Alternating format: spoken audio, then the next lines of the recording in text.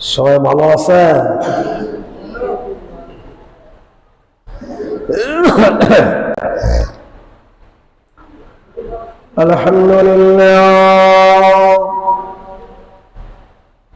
আলহামদুলিল্লাহ নাহমাদুহু ওয়া নাস্তাঈনুহু ওয়া নাস্তাগফিরুহ ওয়া নু'মিnu বিহি ওয়া নাতাওয়াক্কালু আলাইহি ونعوذ بالله من شرور أنفسنا ومن سيئات أعمالنا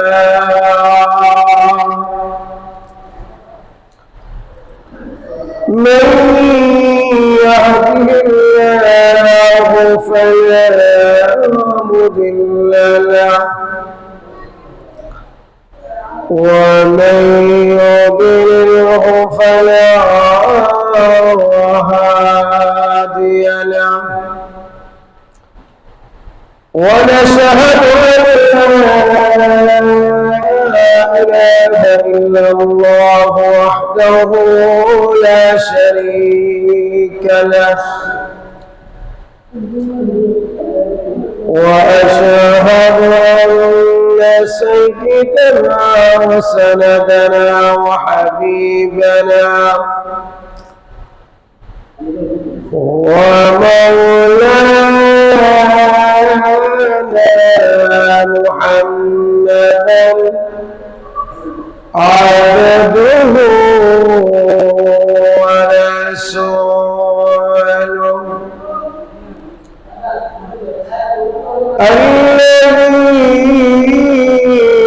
أرسل إلى الناس كافة بشيرا ونذيرا وداعيا إلى الله بإذنه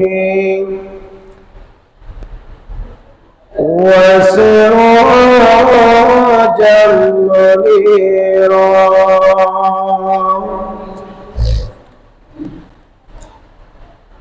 أما بعد فقد قال الله تعالى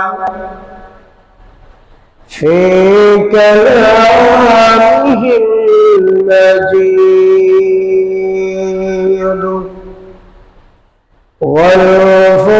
والفرقانه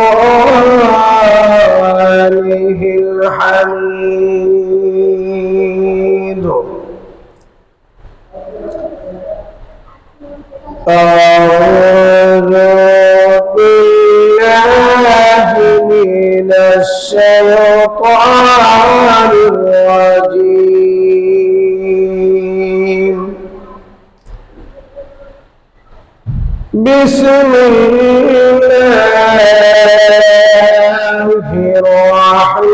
الرحمن الرحيم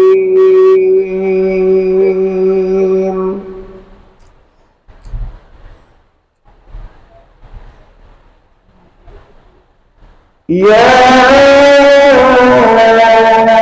أيها الذين آمنوا كتب عليكم الصيام كما كتب على الذين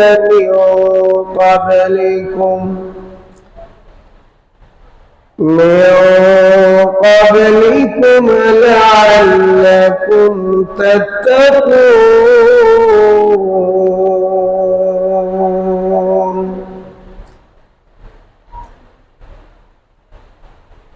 قال الله تعالى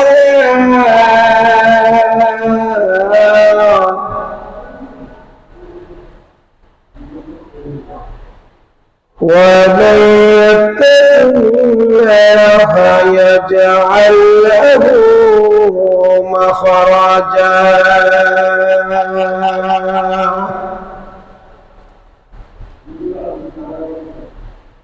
قال الله تعالى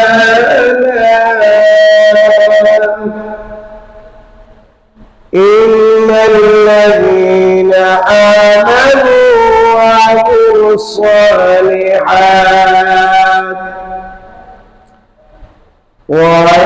الصالحات كانت لهم جنات الفردوس نزلا.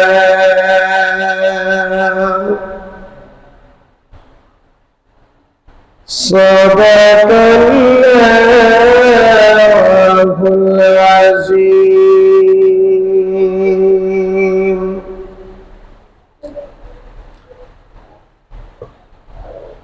قال النبي صلى الله عليه وسلم: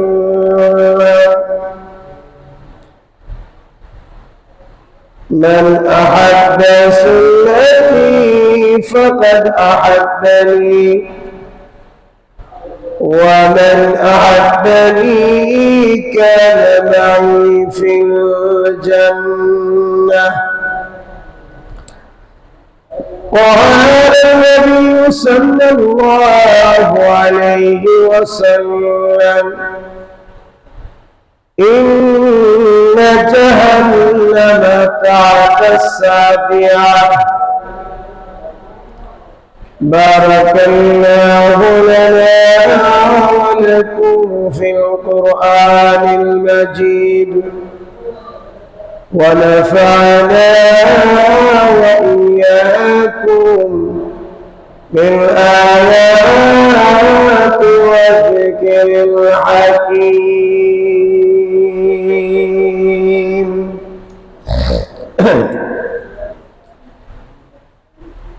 সবাই দুরূদ শরীফ পড়ো।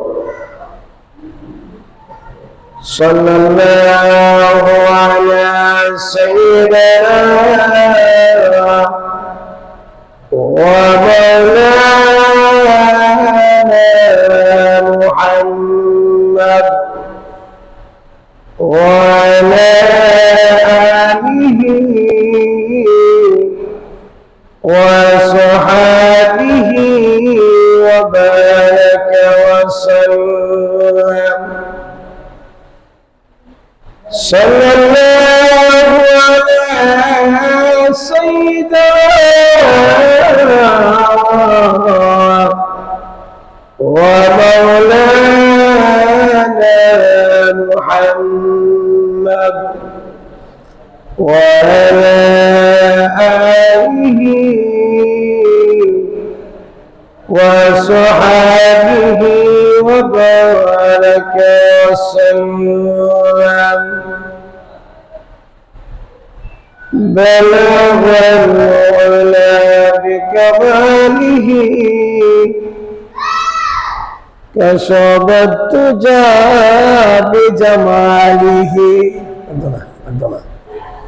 حسنت جميع خصاله صلوا عليه وآله.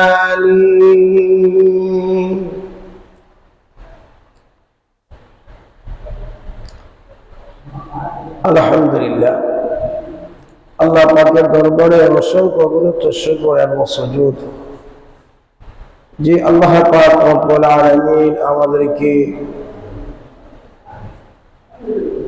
মৈশাদি কালফা কেন্দ্র জাল মসজিদে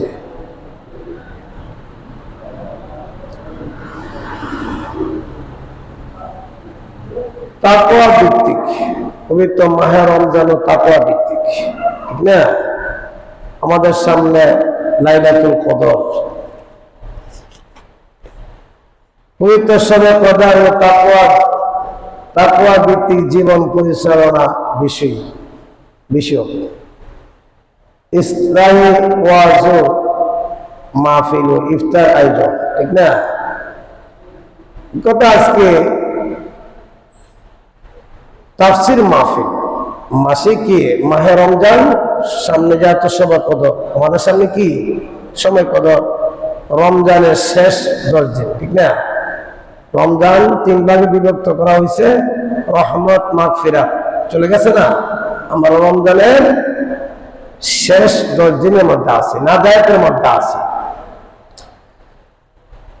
পবিত্র শবে কদর উপলক্ষে এবং তাকওয়া, তাকওয়া কি বিষয়, সামনে শবে কদর, তাকওয়া বিষয়, এই বিষয়ে আলোচনা হবে।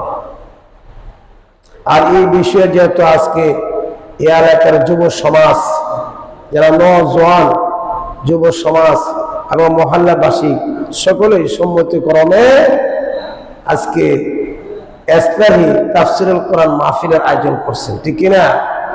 আর এই বিষয়ে ইনশাআল্লাহ আপনাদের কিছু মেহমানদারি আছে, ইফতারির ব্যবস্থা আছে। আলহামদুলিল্লাহ, আমাদের এই মুশাহাদি দুইতলা কেন্দ্র জামে মসজিদ, এটা কালফার, ঠিক না? এই কেন্দ্র জামে মসজিদের যিনি সুনাম ধন্য সম্মানিত খতিব সাহেব, আমার অত্যন্ত শ্রদ্ধাভাজন ব্যক্তি, মহাব্বতের মানুষ, এবং ওনার প্রবীণ ওয়াইজ সুন্দর আলোচনা করে, ঠিক না? ওনার এমন কোনো গ্রামগঞ্জ, এরকম কোনো শহর বন্দর বাদ নাই, ওয়াজ দে করে নাই। অত্যন্ত সমুদ্র কয়েকটা সুরের কণ্ঠসুর, কয়েকটা সুর দিয়া ওয়াজ করে, ঠিক কিনা? আলহামদুলিল্লাহ, আজকে এই মসজিদের সম্মানিত যিনি আমার মহব্বতের মানুষ, শ্রদ্ধাভাজন ব্যক্তি, আমি অনেক মহব্বত করি, সরল মানুষ, তাকওয়াওয়ালা মানুষ।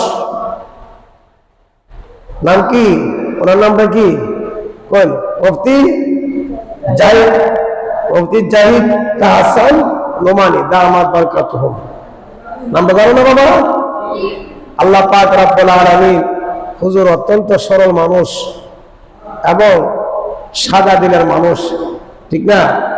এবং তাকওয়াওয়ালা মানুষ, খুব তাকিদ করেছে, যে কোনো একটা বিষয় তাকিদ করে, খুব আল্লাহওয়ালা মানুষ, দিনদার মানুষ।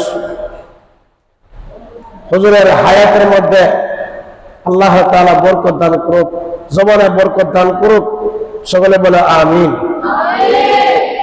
হুজুরের জন্য সবসময় কি করবা? দোয়া করবা, ঠিক না? তবে আজকে আলোচনা ইনশাআল্লাহ করব, কি কর প্রমতে সেবা নাকি? তোমাদেরকে দীক্ষা এই যুব সমাজ, আপনাদের মুশাহাদি দুতলা কেন্দ্র জামে মসজিদের যে মহল্লা ভিত্তিক যুব সমাজ যারা আছেন, আলহামদুলিল্লাহ, মাশাআল্লাহ, তাদেরকে দীক্ষা ভালো লাগতেছে। আলহামদুলিল্লাহ, আমাদের এই সমাজের যারা সম্মানিত শ্রদ্ধাভাজন যারা মুরব্বী আছেন, আমাদের বাবা বয়সী মুরব্বী যারা আছেন, সকলে ইনশাআল্লাহ মসজিদে চলে আসেন। যেহেতু এই মাহফিলটা প্রতিদিন চেষ্টা করলে করা সম্ভব না, সম্ভব? আলহামদুলিল্লাহ, ইনশাআল্লাহ আমাদের এই মুশাহাদির গ্রামের আমার পর্দারত অবস্থান মা বোনেরা যারা আছেন, তারা ইনশাআল্লাহ পর্দায় অবস্থান করে আলোচনা শুনতেছে না?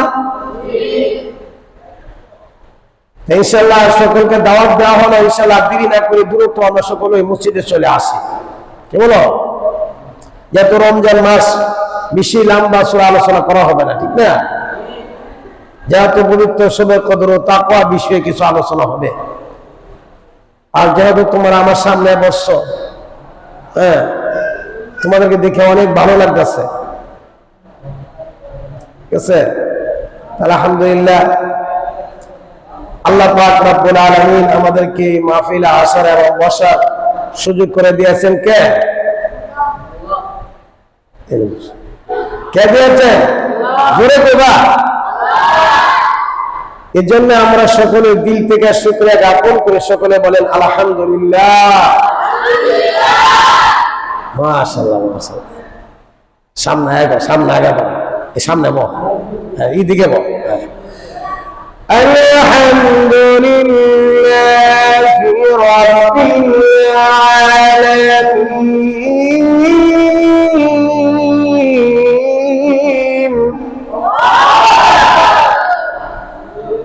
এই যে প্রশংসা আদায় করলাম, মাইকটা ভালো, মাইক ভালো।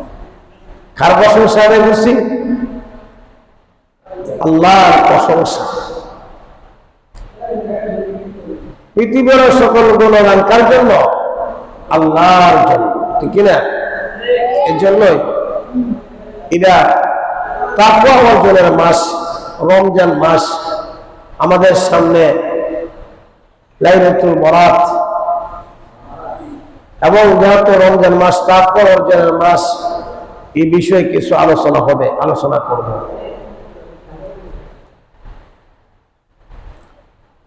এই জন্যই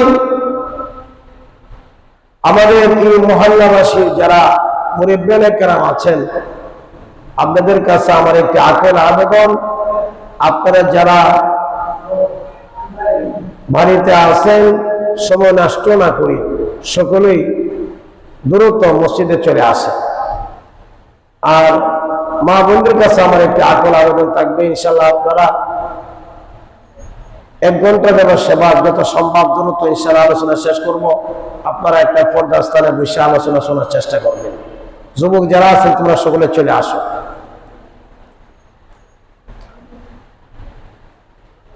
কি মাস? রমজান মাস। মাশাআল্লাহ, তোমাদেরকে দেখে অনেক ভালো লাগতেছে। তোমরা হুজুরের খেদমত করবা। হুজুর কিন্তু অনেক বড় আলেম, বিজ্ঞ আলেম, সরল মানুষ, ঠিক না? হুজুরের খেদমত করবা, আলেমদের সহবতে থাকবা, সংঘর্ষে থাকবা, আলেমদের খেদমত করা অনেক ফায়দা।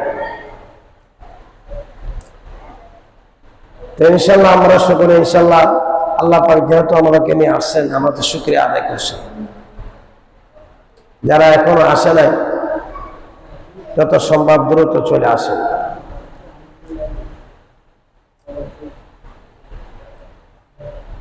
এখন বলতেছে কটা?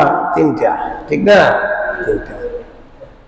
আলহামদুলিল্লাহ আমাদের যুব সমাজ এবং মুরিব্বিনে কেরাম যারা আছেন সকলে চলে আসেন।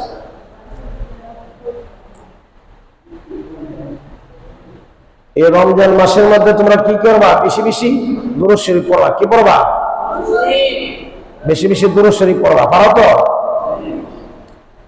আল্লাহুম্মা সাল্লি আলা মুহাম্মাদিন নবিয়্যিল উম্মি ওয়া আলা আলিহি ওয়া সাল্লিম তাসলিমা। সবচেয়ে সংক্ষিপ্ত দুরূদ হলো সাল্লাল্লাহু আলাইহি ওয়াসাল্লাম। পারো তো বাবা? পারো? মাশাআল্লাহ। আল্লাহর বিশাল রহমাতুল লিল আলামিন বলেন, যারা বেশি বেশি দুরূদ তেলাওয়াত করবে, বেশি বেশি দুরূদ যদি তেলাওয়াত করা হয়, আল্লাহ পাক রব্বুল আলামিন তাদের গুনাহ মাফ করে দিবেন। এজন্য রমজান মাস, এই রমজান মাসের মধ্যে বেশি বেশি দুরূদ শরীফ তেলাওয়াত করবেন আর বেশি বেশি ইস্তিগফার পড়বেন। ইস্তিগফার পারো তো? পারো না? আস্তাগফিরুল্লাহাল্লাযী লা ইলাহা ইল্লা হুয়াল হাইয়ুল কাইয়্যুম ওয়া আতুবু ইলাইহি। পারেন না? ইস্তিগফার বেশি বেশি তেলাওয়াত করবেন। আল্লাহ নবী বিশ্বনবী রাহমাতুল লিল আলামিন বলেন, যারা বেশি বেশি ইস্তিগফার তেলাওয়াত করবেন, বেশি বেশি ইস্তিগফার তেলাওয়াত করলে কি হবে, কি লাভ হবে? যদি সমুদ্রের ফেনার পরিমাণ যদি বান্দার কোনো গুনাহ থাকে, ওই বৃক্ষের পাতার পরিমাণ বান্দার যদি কোনো গুনাহ থাকে, বালকের শিরক করার পরিমাণ যদি বান্দার কোনো গুনাহ থাকে, আল্লাহ পাক রব্বুল আলামিন ওই বান্দা বান্দির সমস্ত গুনাহগুলো মাফ করে দিবে। তাহলে আমরা কি করব? রমজান মাসের মধ্যে আমরা বেশি বেশি দুরূদ শরীফ পড়ব, বেশি বেশি ইস্তিগফার পড়ব। পারবেন তো ইনশাআল্লাহ? হ্যাঁ, এই আমলগুলো আমরা করার চেষ্টা করব। এই রমজান মাসের মধ্যে আমরা বেশি বেশি কোরআন তেলাওয়াত করব আর বেশি বেশি আমল করার চেষ্টা করব। এই রমজান মাস একটি গুরুত্বপূর্ণ মাস, ফজিলতের মাস, বরকত মাস। কি মাস? বরকতওয়ালা মাস। এই মাসটার কেন এত সম্মান, কেন এত ইজ্জত? মাসের সম্মান কেন? আল্লাহ বলেন, شهر رمضان الذي أنزل فيه القرآن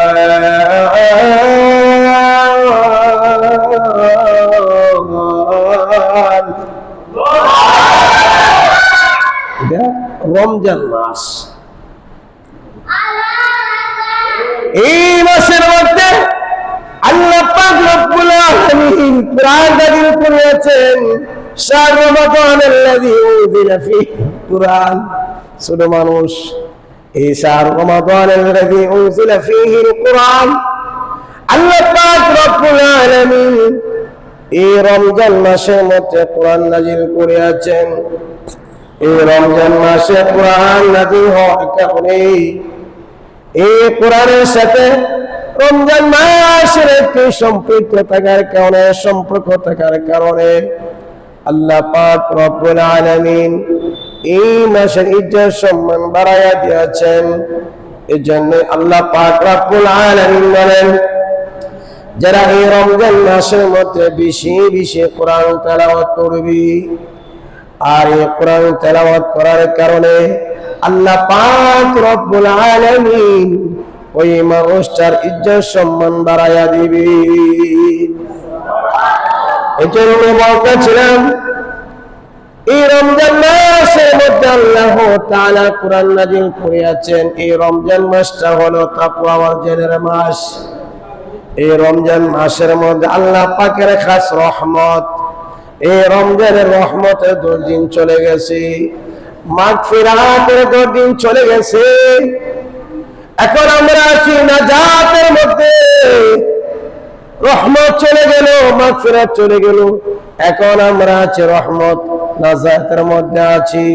আল্লাহ পাক রব্বুল আলামিন আল্লাহর বান্দা বান্দীকে ওই জাহান্নাম থেকে নাজাত দিয়ে দিবেন। এজন্য রমজান মাসে কোরআন নাযিল হয়েছেন। রমজান মাসে কোরআন নাযিল হওয়ার কারণে, এই কোরআনের সাথে ওই রমজান মাসের সম্পৃক্ত থাকার কারণে আল্লাহ তাআলা ইজ্জত সম্মান বাড়াইয়া দিয়েছেন। যারা এই রমজান মাসে বেশি বেশি কোরআন তেলাওয়াত করবে আর কোরআনের প্রতি আমল করবে, আল্লাহ পাক রব্বুল আলামিন বলেন, এই রমজান মাসে কোরআন তেলাওয়াত করার কারণে আল্লাহর যে বান্দা বান্দি কোরআনের সাথে সম্পৃক্ত থাকার কারণে যেরকম রমজানের ইজ্জত সম্মান বাড়াইয়া দিয়েছেন, আল্লাহর কোনো বান্দা বান্দি যদি কোরআন তেলাওয়াত করে, কোরআনের সাথে যদি তার কোনো সম্পর্ক থাকে, আল্লাহ তাআলা এই বান্দা বান্দির ইজ্জত সম্মান বাড়াইয়া দিবে। এই কোরআনটা রেখে লক্ষ্য করুন, এবার লক্ষ্য করুন, এই কোরআন কখন কোন সময় নাজিল হয়েছে? কোরআন রমজান মাসে নাজিল হয়েছে। রমজানের লাইলাতুল কদরের রাত্রিতে কোরআন নাজিল হয়েছে, ঠিক কিনা? আল্লাহ পাক রব্বুল আলামিন বলেন, ইন্না আরসালনাহু ফি লাইলাতিল কদর ওয়া মা আদরাকা মা লাইলাতুল কদর। এই কোরআন রমজান মাসে কদরের রাত্রিতে নাযিল হওয়ার কারণে আল্লাহ পাক রব্বুল আলামিন এই রাতের ইজ্জত সম্মান বাড়াইয়া দিয়েছেন, ঠিক কিনা? দুনিয়াতে কত রাত্র আছে? এই রাত্রটা হলো সারা বছরের ভিতরে এই রাত্র সম্মানিত রাত্র। আল্লাহ পাক রব্বুল আলামিন এই রাত্রির ইজ্জত সম্মান কেন বাড়াইয়া দিলেন?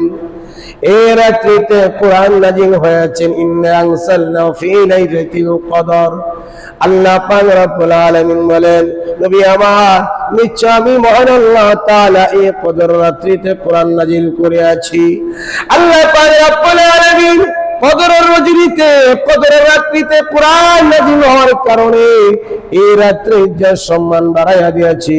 আল্লাহর কোন বান্দা এবং বান্দি এই রাত্রে জাগ্রত থেকে যদি কোনো ইবাদত করি, এই লাইলাতুল কদর রাত্রিতে জাগ্রত থেকে যদি ইবাদত করি, ইবাদতের মধ্যে যদি কাটায়া দিই, আল্লাহ পাক রব্বুল আলামিন বলেন, ওগো নবীজি আপনি কি জানেননি এই রাত্রটা কি?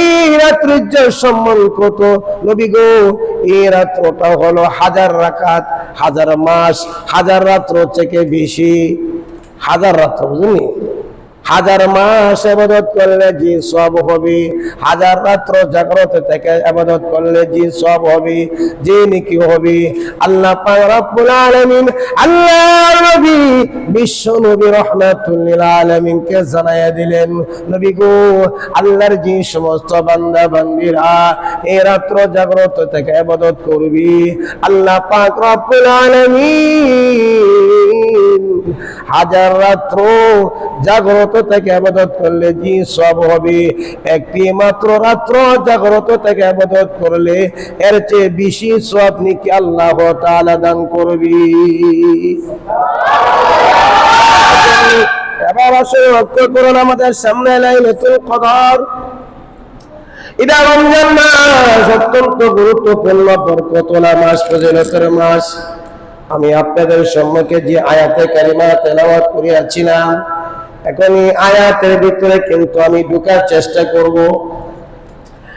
এজন্য আপনাদেরকে বলতেছি, এলাকাবাসীকে বলতেছি, চেষ্টা করলে এই মাহফিলটা প্রতিদিন যাওয়া সম্ভব হবে না। বাবা সম্ভব হইব? এই দেখো আমার বাবা, হ্যাঁ মুরব্বী মানুষ, এদিকে একজন এদিকে একজন। তাহলে আল্লাহ পাক রব্বুল আলামিন আমাদেরকে এই মাহফিলটার জন্য যুব সমাজ এলাকার মুরব্বী মিল্লা সকলে মিল্লা সকলের সম্মতিক্রমে আজকে কি তাফসীর আসলাই, তাফসীর দোয়ার মাহফিল দিয়েছেন এবং সন্ধ্যার সময় ইফতারির ব্যবস্থাপনা করিয়াছেন। বিরাট সওয়াবের কাজ, ঠিক না? এর জন্য ইনশাআল্লাহ এলাকাবাসী যারা আছেন আপনাদের কাছে বলবো, আপনারা দ্রুত সম্ভব, দেরি না করি, যত সম্ভব দ্রুত চলে আসেন। যেহেতু আমাদের আসরের নামাজের টাইম একদম নিকটতম, ঠিক না? প্রায় 1-1.5 ঘন্টা আলোচনা হবে। হ্যাঁ, ইনশাআল্লাহ আমরা সময় নষ্ট না করে সবাই চলে আসেন। এবার আসলে লক্ষ্য করুন, আমি যে আয়াতে কারিমা তেলাওয়াত করিয়াছিলাম সে আয়াতের ভিতরে আলোচনা করা হবে ইনশাআল্লাহ। আল্লাহ বলেন, وَمَن يَتَّقِ اللَّهَ يَجْعَل لَّهُ مَخْرَجًا।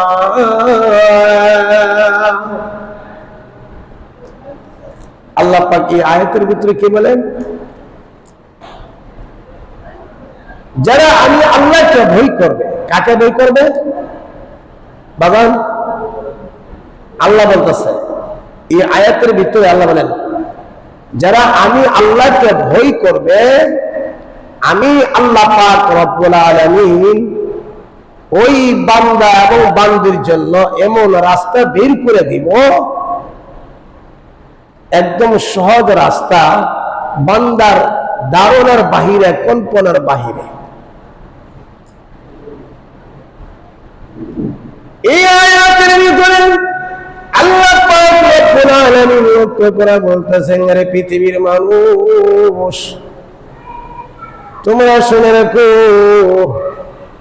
আমি আল্লাহ পাক রব্বুল আলামিন তোমাদেরকে ওয়াদা দিতেছি, প্রতিশ্রুতি দিলাম, আমি আল্লাহ তোমাদেরকে 4টা বিষয়ে ওয়াদা করলাম।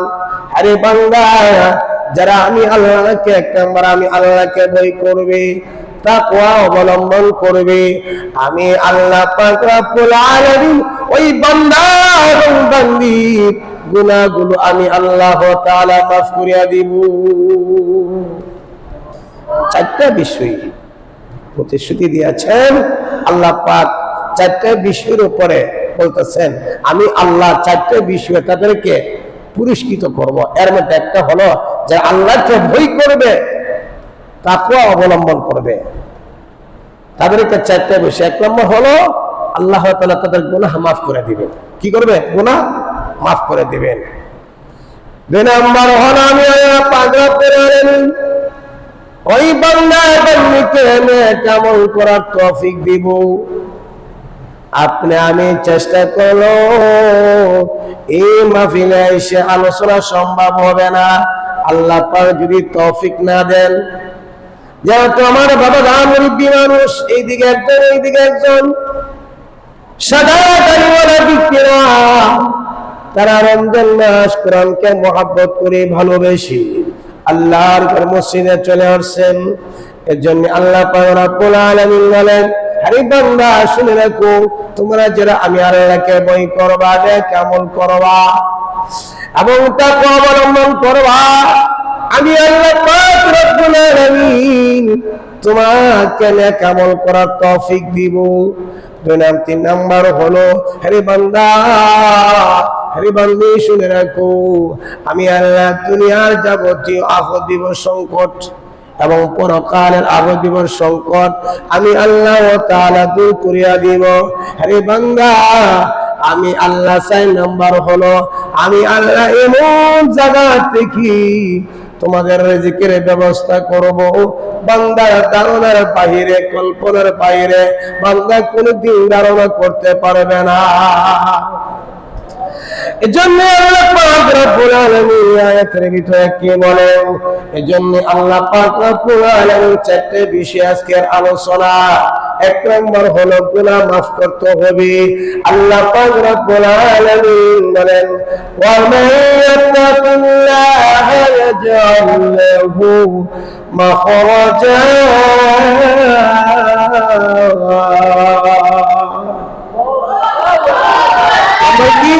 আল্লাহ পাক গুনাহ মাফ করে দিবেন।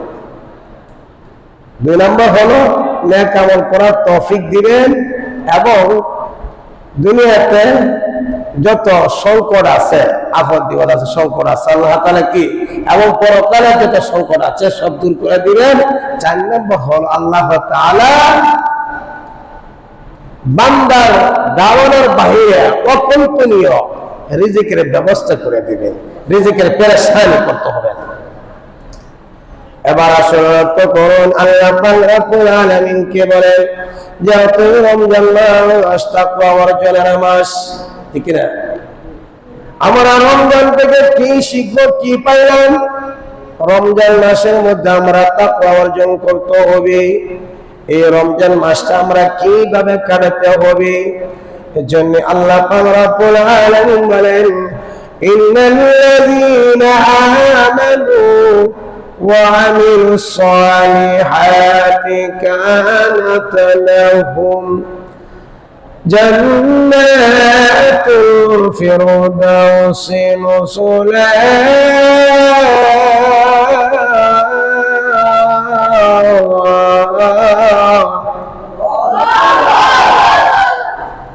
আল্লাহ পাক এই আয়াতের ভিতরে কি বলে? এই আয়াতের ভিতরে আল্লাহ বলেন, তোমরা যারা ঈমান আনবা, ঈমান একটা দামি জিনিস, কি বলেন? দামি জিনিস নেই, ঈমান দামি জিনিস। যারা ঈমান আনবা, ঈমান আনয়ন করবা,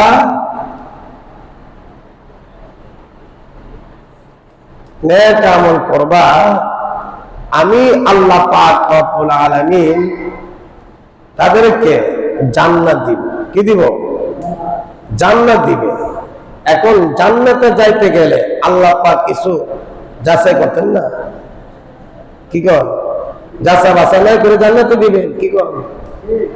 এই আয়াতের অনেক ব্যাখ্যা, সব ব্যাখ্যা করেন যেত না, শুধু হালকা একটু টাচ দিয়ে দিতে হইব। ঈমান এটা এমন একটা জিনিস, এটা দেখানো জানা। আর ঈমান থাকলেই ঈমানের বিনিময়ে আল্লাহ পাক জান্নাত দিবেন। ঈমান নাই, সের সমস্ত আমল কি বরবাদ। ঈমান কিন্তু এই জন্য ইনশাআল্লাহ আমরা সবাই জান্নাতে যেতে চাই, তো কি বলেন? হ্যাঁ, নেক আমল কইরা নাকি নেক আমল ছাড়া? হ্যাঁ, সবাই না কেমন করবো তো বাবা? অনেক মানুষ আছে এই রমজান একটা গুরুত্বপূর্ণ মাস, ফজিলতের মাস, যে মাসকে আল্লাহ তাআলা বলে রমজান আমার মাস। এই রমজান মাস পাওয়ার পরও অনেক মানুষ আছে তারা রোজা রাখে নাই, রাস্তাঘাটে ওপেন চলাফেরা করে, খাওয়া দাওয়া করে, ঠিক কিনা? ও প্রতিবাদ করলে অসুবিধা, প্রতিবাদ করলে কি অসুবিধা? মাশাআল্লাহ আপনাদের দিকে ভালো লাগতেছে, কিছু সুন্দর আলোচনা করব কোরআনের ভিতর থেকে, ইনশাআল্লাহ বাহিরে আউট করে আলোচনা করবো না, ঈমান সম্বন্ধে আর তাকওয়া সম্পর্কে। আর যেহেতু সামনে কদরের সম্পর্কে আলোচনা করতে হবে, ঠিক না? সব বিষয় আলোচনা করার চেষ্টা করব। এবার আল্লাহ পাক রব্বুল আলামিন আমাদেরকে ঈমানের বিনিময়ে জান্নাত দিবেন। ঈমানটা কিন্তু দামি জিনিস, দামি বস্তু। এটা এমন একটা জিনিস, যদি ঈমান ছাড়া যদি আমরা আমল করি তাহলে আমাদের আমল বরবাদ হয়ে যাবে। আল্লাহ পাক রব্বুল আলামিন ঈমানের বিনিময়ে আমাদেরকে জান্নাত দিবেন। ঈমান নামক যে বস্তুটা, এটা অনেক দামি জিনিস, অনেক দামি জিনিস। আল্লাহ পাক রব্বুল আলামিন বলেন, আরে বান্দা, আরে বান্দি, আমি আল্লাহ তাআলা তোমাদেরকে ঈমানের বিনিময়ে জান্নাত দিব। এজন্য ঈমান একটা দামি জিনিস। আমরা ঈমান দামি জিনিস, ঈমান দামি বস্তু। এজন্য ঈমান আল্লাহ তাআলার উপরে যেহেতু ঈমান গ্রহণ করিয়াছি, লা শরীক, আল্লাহর সঙ্গে কাউকে শরীক করা যাবে না, করা যাবে? আল্লাহ পাক রব্বুল আলামিন বলেন, আল্লাহু লা ইলাহা ইল্লা হুয়াল হাইয়ুল কাইয়্যুম।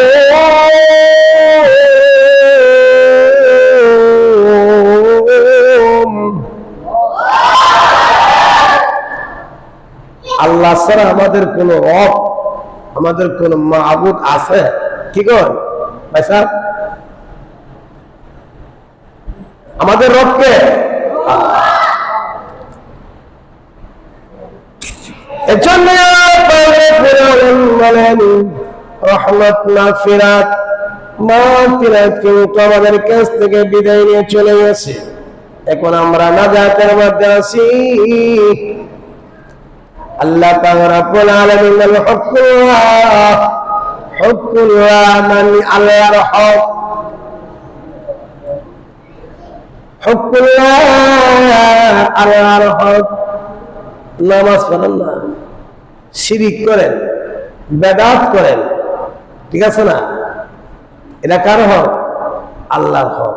আল্লাহ ইচ্ছা করলে মাফ করতে পারে, আর না করলে নাও করতে পারে। এটা আল্লাহর ব্যাপার। কি বলেন?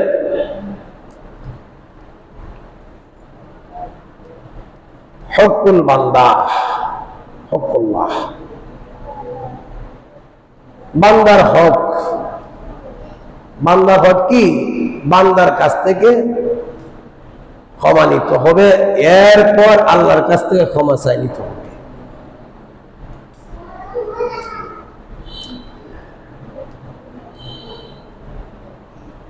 এজন্য আল্লাহ পাক রব্বুল আলামিন ঈমান নামক যে বস্তুটা আছেন, ঈমানের বিনিময়ে যত আল্লাহ পাক আমাদেরকে জান্নাত দিবেন। এটা যত রমজানুল মুবারক, শাহরু রমাদানুল্লাযী উনজিলা ফীহিল মুবারক, ইয়া আইয়ুহাল্লাযীনা আমানু কুতিবা আলাইকুমুস সিয়াম, যেহেতু সিয়ামের মাস রমাদান মাস, আল্লাহ পাক রব্বুল আলামিন রমজান মাসের আগে শাবানের শেষ তারিখে, শেষ রজনীতে আল্লাহ পাক রব্বুল আলামিন জান্নাতকে প্রতিদিন রমজান উপলক্ষে প্রতিদিন সজ্জিত করা হয়, সজ্জিত করা হয়। জান্নাত আল্লাহ তাআলা প্রতিদিন সজ্জিত করা হয়। আপনারা অনেকে জানেন রমজানুল মুবারক, এই রমজানের খাতিরে, রমজানের সম্মানার্থে আল্লাহ পাক রব্বুল আলামিন জাহান্নামের দরজাগুলো বন্ধ করে দিয়েছে, ঠিক কি না? জাহান্নাম বন্ধ না, জান্নাতের সকল দরজা আল্লাহ তাআলা খুলে দিয়েছেন, উন্মুক্ত করে দিয়েছেন। আল্লাহ পাক রব্বুল আলামিন আমাদেরকে জান্নাত দিবেন ঈমানের বিনিময়। এজন্যই নির্ভেজাল ঈমান হইতে হবে, নিখুঁত ঈমান হইতে হবে। ঈমানের মধ্যে যেন কোনো শিরিক না থাকে আমরা লক্ষ্য রাখবো। লা শরীক, আল্লাহর সঙ্গে আমরা কাউকে শরীক করব না। যে কোনো আমল করে রেখেল, ওই প্রত্যেকটা আমল করবো একমাত্র আল্লাহকে রাজি খুশি করা উদ্দেশ্য, মানুষকে দেখানোর জন্য নয়, মানুষ আমাকে বলবে নেককার সেজন্য নয়। আমি যে কোনো কাজ করব, আমার প্রত্যেকটা কাজ হইতে হবে আমার রব যিনি পালন করতে পারনেওয়ালা, যিনি আমার পালন করতে আল্লাহ, যিনি আমার মালিক, ওই মালিকের সন্তুষ্টির জন্য আমি প্রত্যেকটি কাজ করব, নেক আমল করব, নামাজ পড়ব, রোজা রাখবো, যে কোনো কর্ম করব, যে কোনো কাজ করব। আমি আল্লাহ তাআলা যিনি আমার মালিক, আমার মালিকের সন্তুষ্টির জন্য আমি কাজ করব, পৃথিবীর কাউকে সন্তুষ্ট করার জন্য নয়। আল্লাহ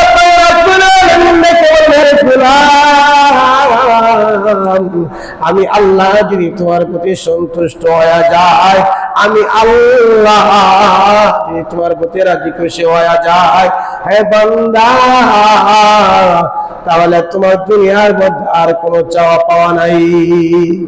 আছে?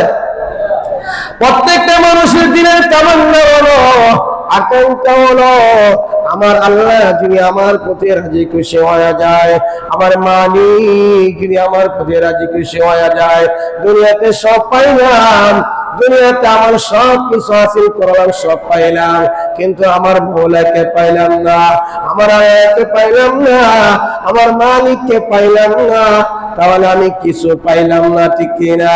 আল্লাহ পাক রব্বুল আলামিন আমাদেরকে জান্নাত দিবেন। এখন আমরা কি জান্নাতে যাইতে চাই কিনা? কি বলেন? জান্নাতে যাইতে গেলে নেক আমল করতে হবে কিনা? করতে হইব নি? নামাজ পড়তে হইব নি? বাদান রোজা রাখতে হইব নি? পর্দা করতে হইব নি মা বোনেরা? নাকি জান্নাতে যাইতে গেলে যত নেক কাজ আছে সকলের কাজগুলো আমরা করতে হবে। আল্লাহ পাক রব্বুল আলামিন আমাদেরকে জান্নাত দিবেন, আল্লাহ তাআলা আমাদেরকে জান্নাত দিবেন। জান্নাত এমন একটা নিয়ামত, আল্লাহ পাক রব্বুল আলামিন আমাদেরকে জান্নাত দিবেন। আল্লাহ তাআলা আরেক আয়াতের ভিতরে বলেন, ইন্নাল্লাযীনা ক্বালু রাব্বুনাল্লাহ, আল্লাহ ইন্নাল্লাযীনা ক্বালু রাব্বুনাল্লাহ, যারা বলে আমার রব আল্লাহ, আমাদের রবকে যারা স্বীকৃতি দিবে আমার রব আল্লাহ, এই কথার উপর অবিচল ওই বান্দা থাকবে। আল্লাহ তাআলা বলেন অটল অবিচল থাকবে। ইন্নাল্লাযীনা ক্বালু রাব্বুনাল্লাহ, সে অটল অবিচল থাকবে, পিছপাও হবে না, সে স্বীকৃতি দিবে আমার রব আল্লাহ। যতই বিপদ আসুক না কেন পিছপাও হবে না। আল্লাহ বলেন সুন্নাস্তাকামু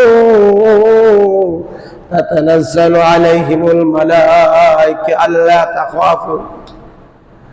আল্লাহ রাব্বুল আলামিন আয়াতের ভিতরে বলেন, আমার কোন বান্দা এবং বান্দী যদি আমাকে বলে আমি হলাম তাদের রব, রব হিসেবে যদি স্বীকৃতি দেই, আল্লাহ তাআলা বলে বান্দা তুমি যখন ঈমান গ্রহণ করবা, ঈমান আনবা, ঈমান আনয়ন করার পরে, ঈমান গ্রহণ করার পরে এক শ্রেণীর লোক এমনকি তোমার আপনজন পর্যন্ত তোমার শত্রু হয়ে যাবে এবং তোমার বিরোধিতা করবে। আল্লাহ তাআলা বলেন, তুমি ইস্তিকামাতের সহিত অটল থাকবা, অবিচল থাকবা, পিছপাও হবে না।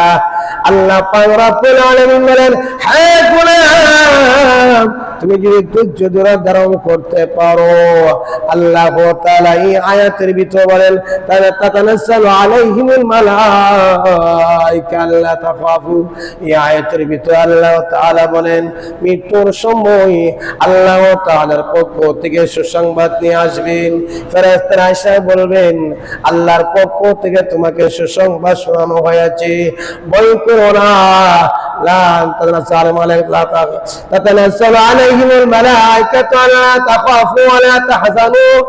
ওই ফেরেশতাদের পক্ষ থেকে এসে বলবে, ভয় করো না, চিন্তা করো না, চিন্তিত হয়ো না, আল্লাহর পক্ষ থেকে তোমাকে সুসংবাদ শোনানো হয়েছে। আল্লাহর পক্ষ থেকে ফেরেশতারা সুসংবাদ দিবেন, ভয় করো না, চিন্তিত হয়ো না, পেরেশানি হয়ো না। এর অর্থ হলো, ইদার এই আয়াতের মধ্যে অনেক ব্যাখ্যা আছে, মুফাসসিরিনে কেরাম অনেক ব্যাখ্যা বর্ণনা করিয়াছেন। তাফসীর কিতাবের ভিতরে পাওয়া যায়, একটা ব্যাখ্যা হলো, মৃত্যুর পরে তুমি ভয় করো না, চিন্তা করো না, কবরে হাসরে মিজানে ফুলসিরাতে ভয় করতে হবে না। আল্লাহ পাক রব্বুল আলামিন বলেন, হে বান্দা, মৃত্যুর পরে তোমার কোনো চিন্তা করতে হবে না, ভয় করতে হবে না, আমি আল্লাহ স্বয়ং তোমাদের গার্জিয়ান হয়ে যাব। আল্লাহ স্বয়ং গার্জিয়ান হয়ে যাবে। হ্যাঁ বান্দা, তোমার মৃত্যুর পরে তোর সন্তানাদি কেমনে চলবে, কেমনে কি করবে, এই চিন্তা করতে হবে না, আমি আল্লাহ স্বয়ং তাদের গার্জিয়ান হয়ে যাব। এই জন্য এবার আসল লক্ষ্য করুন, যেহেতু রমজান মাস তাকওয়া অর্জনের মাস, ফজিলতের মাস, বরকতের মাস, যেহেতু আপনারা ব্যস্ততার ভিতরে আজকে সময় দিয়েছেন, অনেক ব্যস্ততা, মানুষ দিন যাইব ব্যস্ততা পারবো, ঠিক কিনা? এই ব্যস্ততার ভিতরে যেহেতু আপনারা সময় দিয়েছেন, আজকে তাফসীরুল কোরআন মাহফিলের মধ্যে আপনারা আছেন, কিছু শিক্ষার জন্য, কিছু শিখার জন্য, কিছু শিখে আমল করতে হবে। কিভাবে আমল করতে হবে? যেহেতু এটা তাকওয়ার মাস, আল্লাহ পাক রব্বুল আলামিন রমজান মাস আমাদেরকে দিয়েছেন। এই রমজান মাসটা অনেক ফজিলতের মাস, বরকতের মাস। আল্লাহর নবী বলেন, হে উম্মতরা, দেখতে দেখতে রমজান মাস হাতে গোনা কয়টি মাস, ঠিক কিনা? দেখতে দেখতে চলে যাবে, ঠিক কিনা? রমজান পায় আজকে কি 22শে রমজান, ঠিক কিনা? 22শে রমজান। এর জন্য এই রমজান মাস আপনি আমি কতটুকু রমজানের হক আদায় করতে পারিয়াছি, রমজান মাসের হক আদায় করতে পারছি কিনা? এই রমজান মাস পাইলাম, এই মাসের মধ্যে আপনি আমি আল্লাহ তাআলার কাছ থেকে গুনাহ মাফ চাই নিতে পারছি কিনা, এটা চিন্তার বিষয়। এই জন্যই আল্লাহ পাক রব্বুল আলামিন বলেন, নবী আমার, যারা রমজান মাস পাইলো, পাওয়ার পরও আমি আল্লাহর কাছ থেকে ক্ষমা চাই নিতে পারা নাই, সেই ব্যক্তি হলো, সেই বান্দা হলো হতভাগা বান্দা। কি হতভাগা? এর চেয়ে নিকৃষ্টতম বান্দা হতে পারে না। এজন্য রমজান মাসের মধ্যে আমরা বেশি বেশি তাকওয়া অর্জন করব। এই রমজান মাসের মধ্যে আল্লাহর কোন বান্দা এবং বান্দি যদি একটি নফল আদায় করা হয়, দেখেন নফলের কত গুরুত্ব। রমজান মাসে যদি একটি নফল আদায় করা হয়, তাহলে একটি ফরজের সমপরিমাণ সওয়াব, ঠিক কিনা? রমজান মাসে একটি নফল আদায় করলে একটি ফরজের সমপরিমাণ সওয়াব। আর রমজান মাসে যদি একটি ফরজ আদায় করা হয়, তাহলে 70টি ফরজের সমপরিমাণ সওয়াব। চিন্তা করছেন নি? এই রমজান মাস অনেক ফজিলতের মাস, বরকতের মাস। আল্লাহ পাক রব্বুল আলামিন আয়াতের ভিতরে কি বলেন? ইয়া আইয়ুহাল্লাযীনা আমানু কুতিবা আলাইকুমুস সিয়াম كما كتب على الذين من قبلكم لعلكم تتقون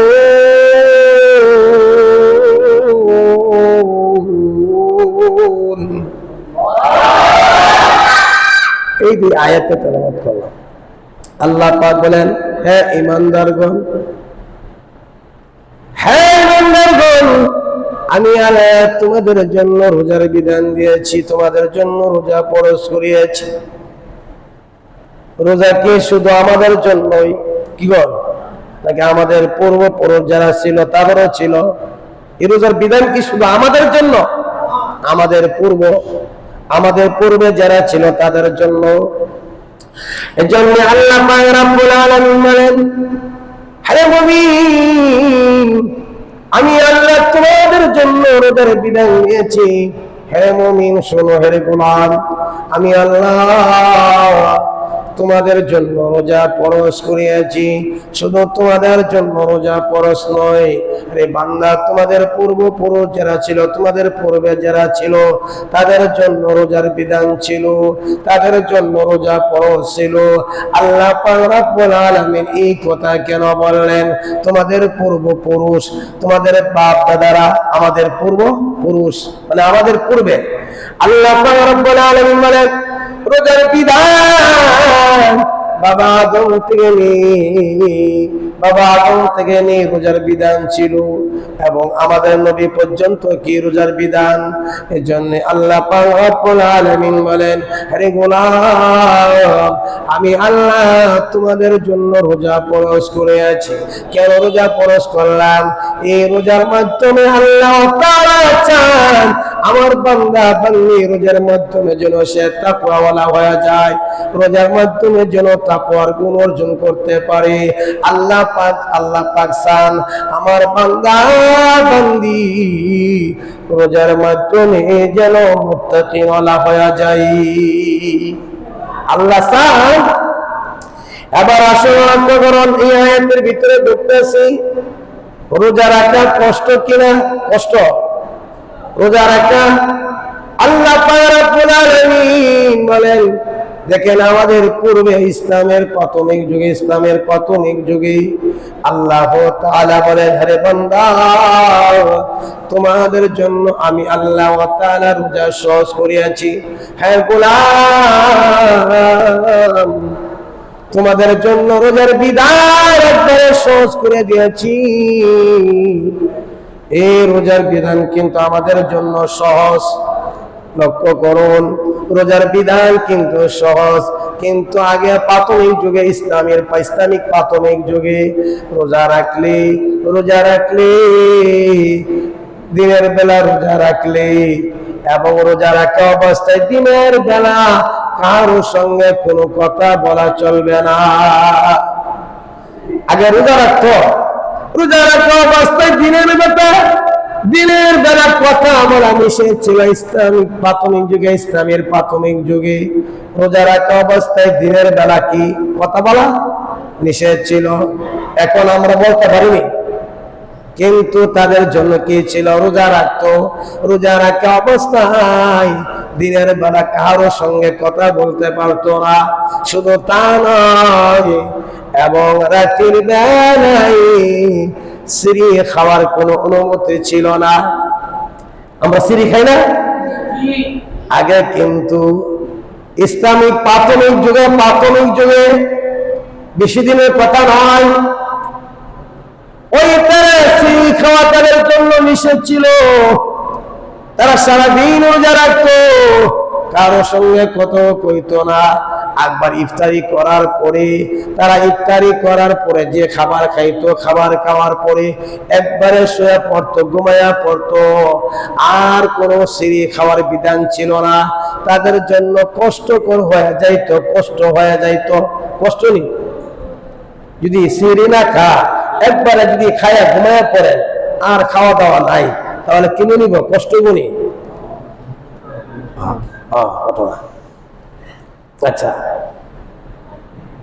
সহজ দেখেন, অসহজ পায় নাই না। আগে কি ছিল? দিনের বেলা রোজা রাখতো, কথা বলা নিষেধ ছিল। দিনের বেলা কি ছিল? রোজা ছিল, কথা কন যেত না। অন্ত আমরা কত সুন্দর কথা কই, ঠিক না? একবার ইফতারি করার পরে এদের খাওয়া দাওয়া করে ঘুমাইতো, আর সিঁড়ি খাইতো না, ই খাওয়ার থেকে রোজা রাখতো। এরপরে দা ওরা শিবের আয়াত নিয়ে আল্লাহ নিজে ওয়াজ করে। এরপরে দা স্ত্রী সংগ্রাম করা নিষেধ ছিল। কথা বুঝে? فمن كان منكم مريضا أو على سفر فعدة من أيام أخر। আল্লাহ পাক এই আয়াত বলেন, আগে রোজার বিধান ছিল দিনের বেলা রোজা রাখা অবস্থায় কারোর সঙ্গে কথা বলা যাবে না, রাত্রি বেলা স্ত্রী খাওয়া যাবে না। এক খাওয়াতেই রোজা রাখতেন, স্ত্রী সংগ্রাম নিষেধ ছিল।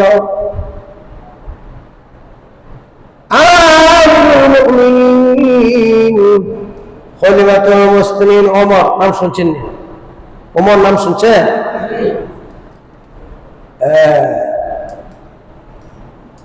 আমিরুল মুমিনিন ওই ওমর রাদিয়াল্লাহু তাআলা আনহু আল্লাহর নবী বিশাল রহমাতুল লিল আলামিনের কাছে গিয়ে বলেন, নবী গো, আমি তো বড় অন্যায় করে ফেললাম। কার কাছে বলতেছে? নবীর কাছে বলতেছে, ইয়া রাসূলুল্লাহ, আমার নবী, আমি তো বড় গুনাহ করে ফেললাম, আমি নিজে গুনাহগার হয়েছি, আরেকজনকে গুনাহগার বানাইয়া ফেলছি। স্ত্রী সংগ্রাম করছে, নিষেধ না। আল্লাহর হুকুম মানা হইছে ইবাদত, বর্জন করার নামই কি? ইবাদত। সাথে সাথে আল্লাহ বিশ্ব রহমাতুল লিল আলামিনের কাছে গিয়ে যখন আমার এই কথা বলেন, এমনিতে কোরআনের আয়াত নাযিল হয়ে গেছে, কোরআনের আয়াত নাযিল হয়ে গেছে, সহজ করে নিয়েছে। তোমরা রোজার দিনে, রোজার বেলায়, রোজার দিনে তোমরা স্ত্রী সংগ্রাম করতে পারবা। রাতের বেলা কি? রোজার দিনে রাতের বেলায় স্ত্রী সংগ্রাম সহজ করতে পারবা। এটা আল্লাহর বিধান, আগে নিষেধ ছিল। এরপরে বলা হয়েছে তোমরা রাতের বেলায় যা ইচ্ছা তা খাইতে পারবা, আহার করতে পারবা। আল্লাহ পাকের এই আয়াতের ভিতরে বলা হয়েছে কালো রাকাত থেকে নিয়ে সুন্দর কালো রাকাত থেকে নিয়ে সাদা রেখা পর্যন্ত, এবং সূর্য অস্ত যাওয়ার পর থেকে নিয়ে সুবে সাদেক পর্যন্ত, ফজরের ওয়াক্ত হওয়ার পর্যন্ত তোমরা পানাহার করতে পারবা, খাওয়া দাওয়া করতে পারবা।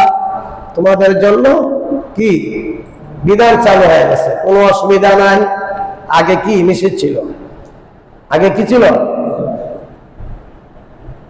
শুধু তার দিনের বেলা রোজা রাখবা, এবং রোজা রাখা অবস্থায় তোমরা কথাবার্তা বলতে পারবা।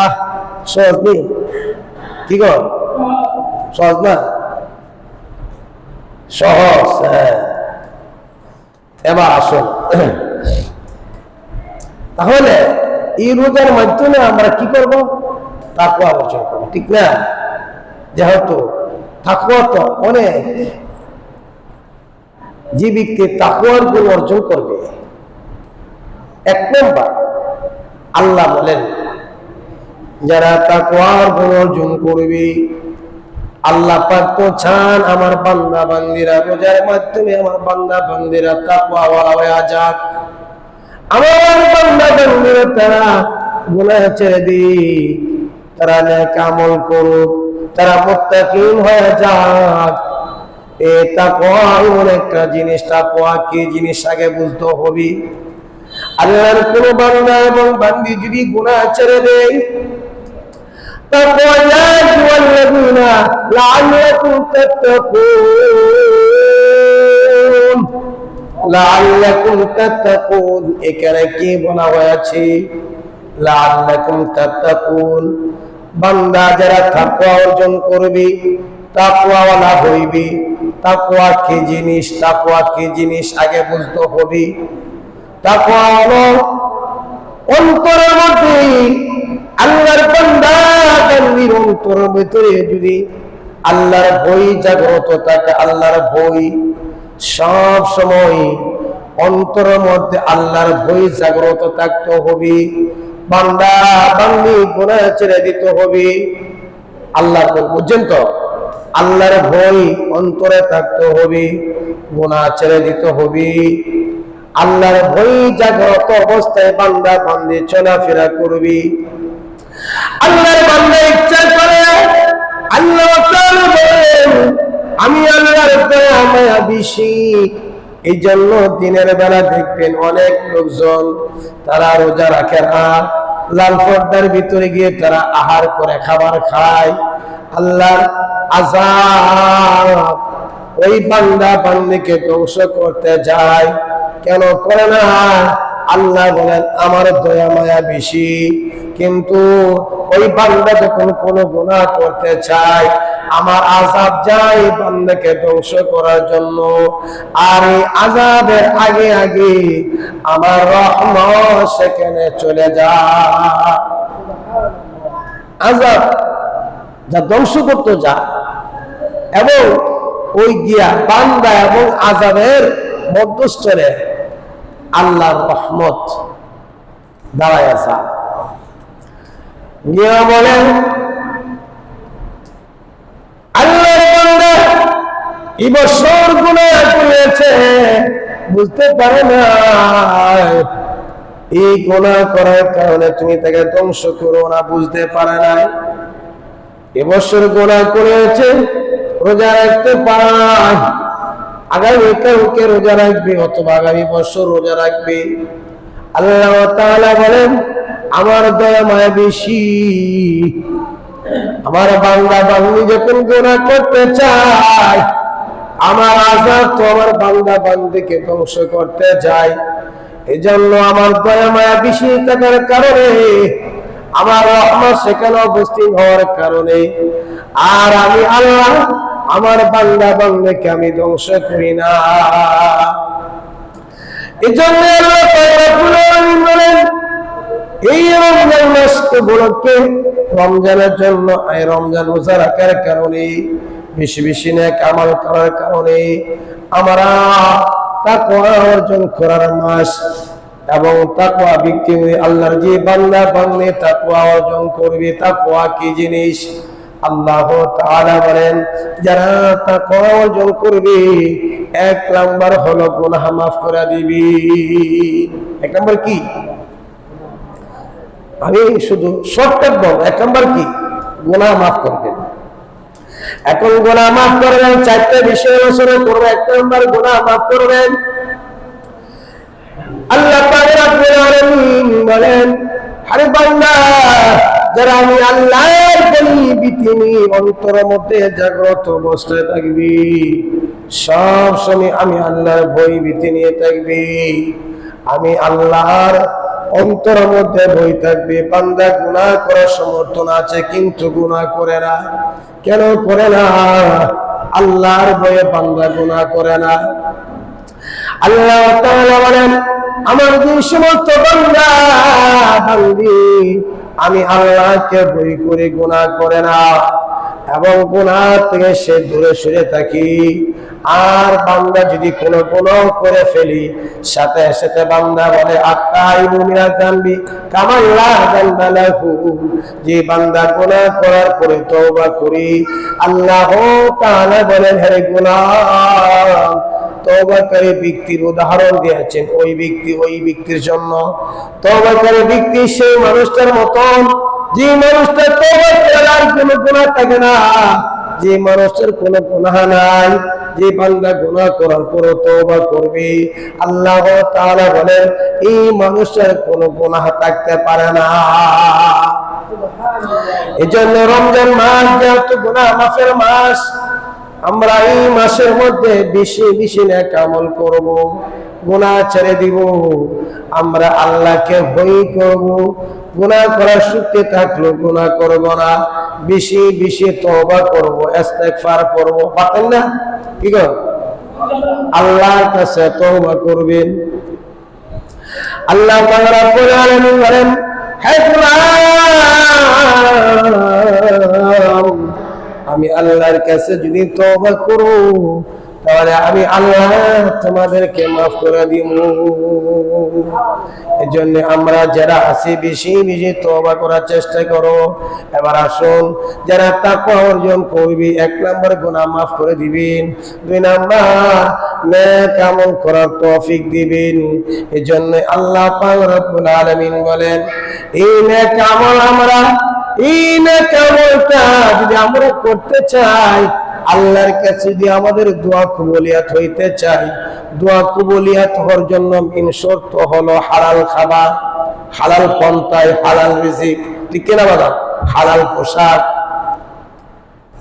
এত কষ্ট করলাম, ইফতারের সময় আমরা তাকিদ করে খাবার খাইব, হালাল বস্তু দ্বারা আমরা ইফতার করব। সমস্ত দিন রোজা রাখছেন, অথচ দেখা গেল আমার খাবারটা হালাল না হারাম, তাহলে আমার রোজা নষ্ট হয়ে যাবে। এই জন্য আল্লাহ পাক রব্বুল আলামিন বলেন, হে গোলাম, যারা আমি আল্লাহ তাআলার উপর ঈমান আনবা, নেক আমল করবা, আমি আল্লাহকে ভয় করবা, তাকওয়া অর্জন করবা এবং তাকওয়া অবলম্বন করবা, আমি আল্লাহ ঈমানদারদেরকে এমন জায়গা থেকে রিজিকের ব্যবস্থা করে দিব, বান্দা কোনদিন ধারণা করব না, কল্পনা করতে পারবো না, বান্দার ধারণার বাহির থেকে আমি আল্লাহ রিজিকের ব্যবস্থা করে দিব। এজন্য উত্তম রিজিক, উত্তম হালাল ইবাদত কবুলিয়াতের জন্য হালাল শর্ত হলো হালাল খাবার, ঠিক কিনা? হালাল খাবার, হালাল পোশাক, সবকিছু দরকার আছে কিনা? এখন তাকওয়া কাকে বলে? তাকওয়া বিষয়টা কাকে বলে? আমরা তো মনে হয় তাকওয়া মনে সহজ না, তাকওয়া খুব কঠিন জিনিস একটা, এটার ব্যাখ্যা দিতে গেলে অনেক সময় প্রয়োজন। খলিফাতুল মুসলিমিন ওমর রাদিয়াল্লাহু তাআলা আনহু, নাম শুনছেন না? ওমর রাদিয়াল্লাহু তাআলা আনহু উবাই ইবনে কাব রাদিয়াল্লাহু তাআলা আনহুকে দেখে বলেন, ওমর ইবনে খাত্তাব মানে খাত্তাবের ফুলা ওমর রাদিয়াল্লাহু তাআলা আনহু উবাই ইবনে কাবকে দেখে বলেন, আরে উবাই ইবনে কাব, তাকওয়া কি জিনিস? তাকওয়া সম্পর্কে আমাকে কিছু বলো। কে বলতেছে? ওমর বলতেছে। কে বলতেছে? ওমরকে জানা করবেন। ওমর রাদিয়াল্লাহু তাআলা আনহু উবাই ইবনে কাবকে দেখে বলেন, হে উবাই ইবনে কাব, তাকওয়া কি জিনিস? তাকওয়া সম্পর্কে আমাকে একটু বলো। উবাই ইবনে কাব বললেন, আমিরুল মুমিনিন, হে ওমর, তোমার জীবনে এমন কোন পথ, এমন কোন রাস্তা অতিক্রম করিয়াছনি যে রাস্তা দিয়ে কাটা তারের বেড়া ছিল? বাগান কাটা তারের বেড়া থাকলে এই রাস্তা যদি অতিক্রম করেন, যাতায়াত করেন, তাহলে কেমনে চলবেন? সতর্কতা সহি, সাবধানে, ঠিক কিনা? নাকি দূরে যাওয়া যাব? উবাই ইবনে কাব বলেন, হে ওমর, তোমার জীবনে কাঁটাবিহীন রাস্তা অতিক্রম করিয়াছ কিনা? সেই পথ চলাফেরা করছো কিনা? ওমর বলেন, আমার জীবনে শুধু একবার নয়, কয়েকবার ওই কাঁটাবিহীন, কাঁটা তারের বেড়ার রাস্তা আমি অতিক্রম করিয়াছি। তখন বলেন, কেমনে এই রাস্তা পার হয়েছ, কেমনে এই পথ অতিক্রম করছো? তখন বলেন, আমি ওমর খুব সতর্কতার সহিত, খুব সাবধানে, খুব সতর্ক অবলম্বন করিয়া এই পথ অতিক্রম করিয়াছি, যেন আমার শরীরে না লাগে। যদি শরীরে কাটা লাগে তাহলে আমার শরীর চলে যাবে, শরীরে কত বিকৃত হয়ে যাবে। এই জন্যই বলা হয়েছে, উবাই ইবনে কাব ডেকে বলেন, হে আমিরুল মুমিনিন, হে ওমর, এটা কি বলা হয় তাকওয়া? আপনি আমি কোনো কিছু খাইবার আগে তাকি করে খাবার খাইবো।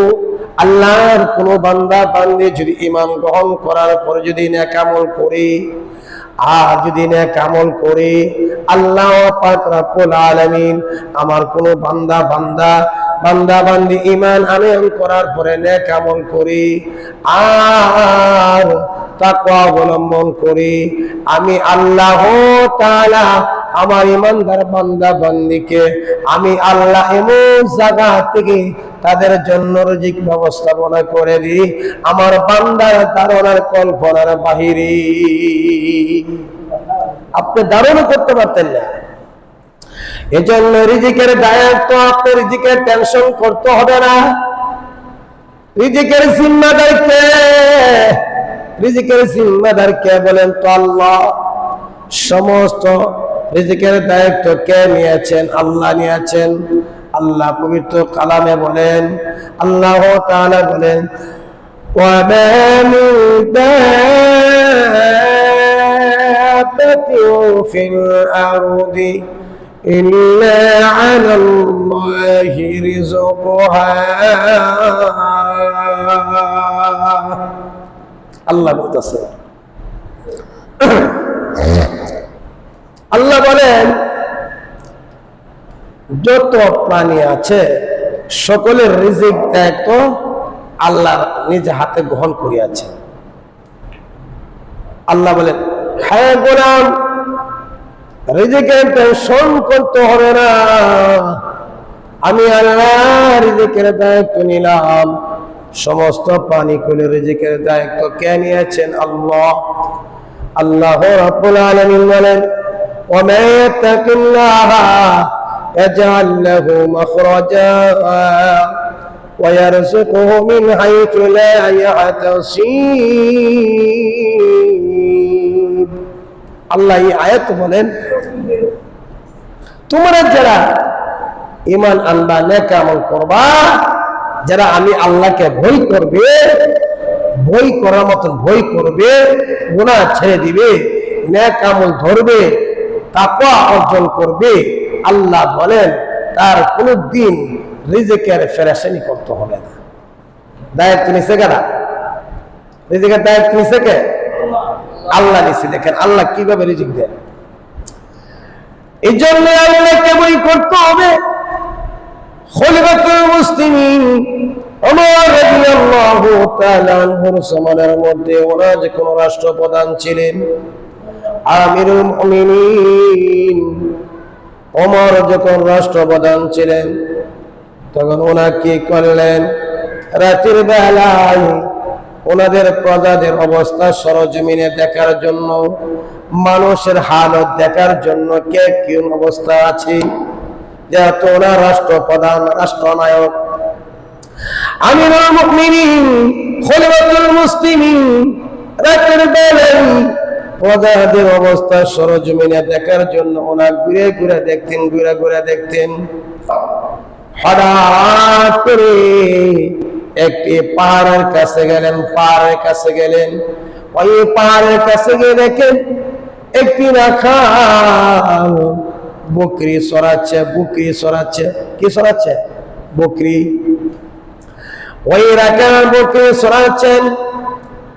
খলিফাতুল মুসলিমিন ওমর রাদিয়াল্লাহু তাআলা রাখালকে গিয়ে বললেন, হে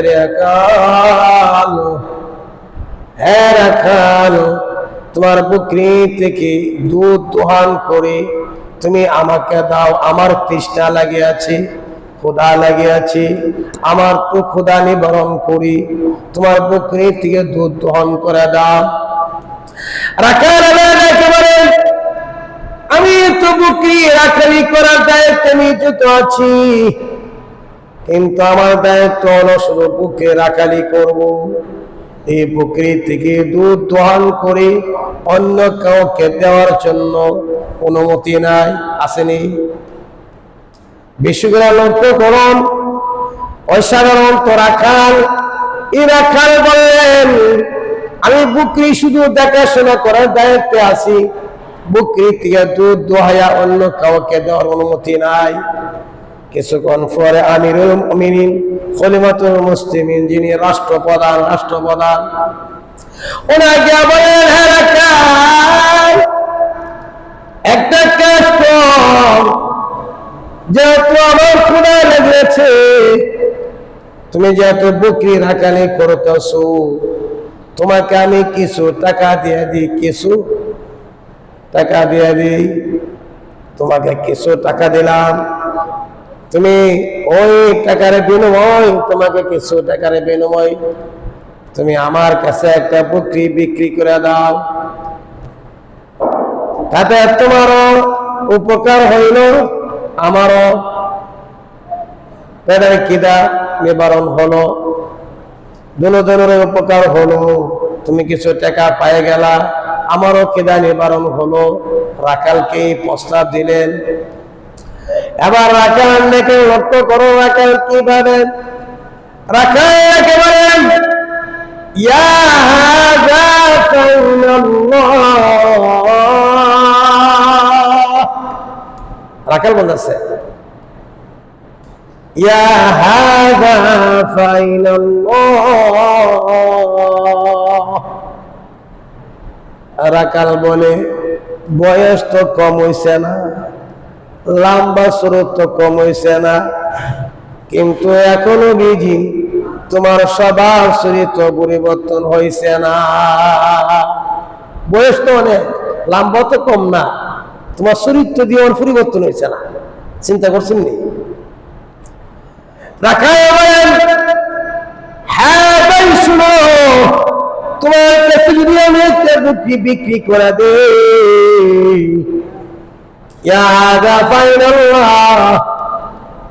তাহলে আমার মালিক তো দেখবে, আমার মালিক দেখবে, মালিকের কাছে আমি কি জবাব দিয়ে করব? মালিক যদি জিজ্ঞাসা করে বকরি কোথায়, জিজ্ঞাসা করতো না, আমি কি বলবো? ওমর শিখাই দিলেন, তুমি বলবা বাঘে খায় ফেলছি, রাষ্ট্রপ্রধান। ওই রাখাল দেখে বলেন, হ্যাঁ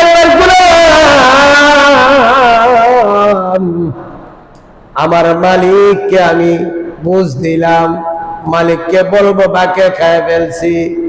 মালিকের মালিক ইয়া হাযা ফাইনাল্লাহ, মালিকের মালিক কেডা? ইয়া হাযা ফাইনাল্লাহ, তাহলে আমার আল্লাহ গেছে কোথায়?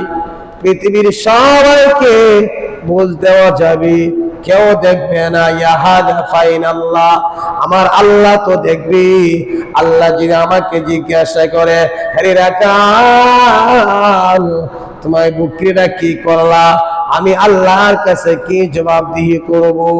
ওমর রাদিয়াল্লাহু তাআলা আনহু বললেন, হ্যাঁ রাখাল তুমি আমাকে চিনছুনি? কন্যা আমি তো চিনি না।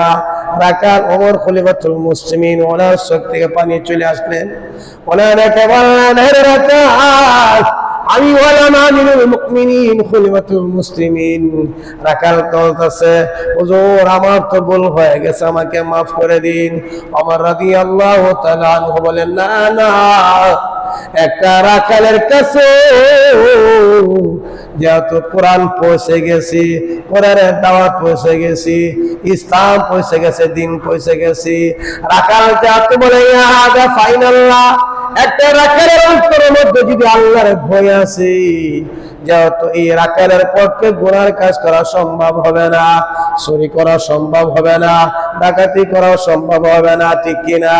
এজন্য আল্লাহর ভয় যদি আল্লাহর কোন বান্দা বান্দির অন্তরে থাকে, এই মানুষটা কোনোদিন গুনাহ করতে পারে না। পারে? রোজা ছাড়তে পারে? কত মানুষ রাস্তা দিয়ে হাঁটতে সিগারেট কানে কি কর ওপেন কামিয়া কইলে আর ফেতনা কাজ হইব। এজন্য সাবধান। যেহেতু আজকে আলোচনা লম্বা করব না, 4:30 আবার ঠিক না? আলোচনা লম্বা করব না, আপনাদেরকে বলে দিচ্ছি তাকওয়া কি জিনিস।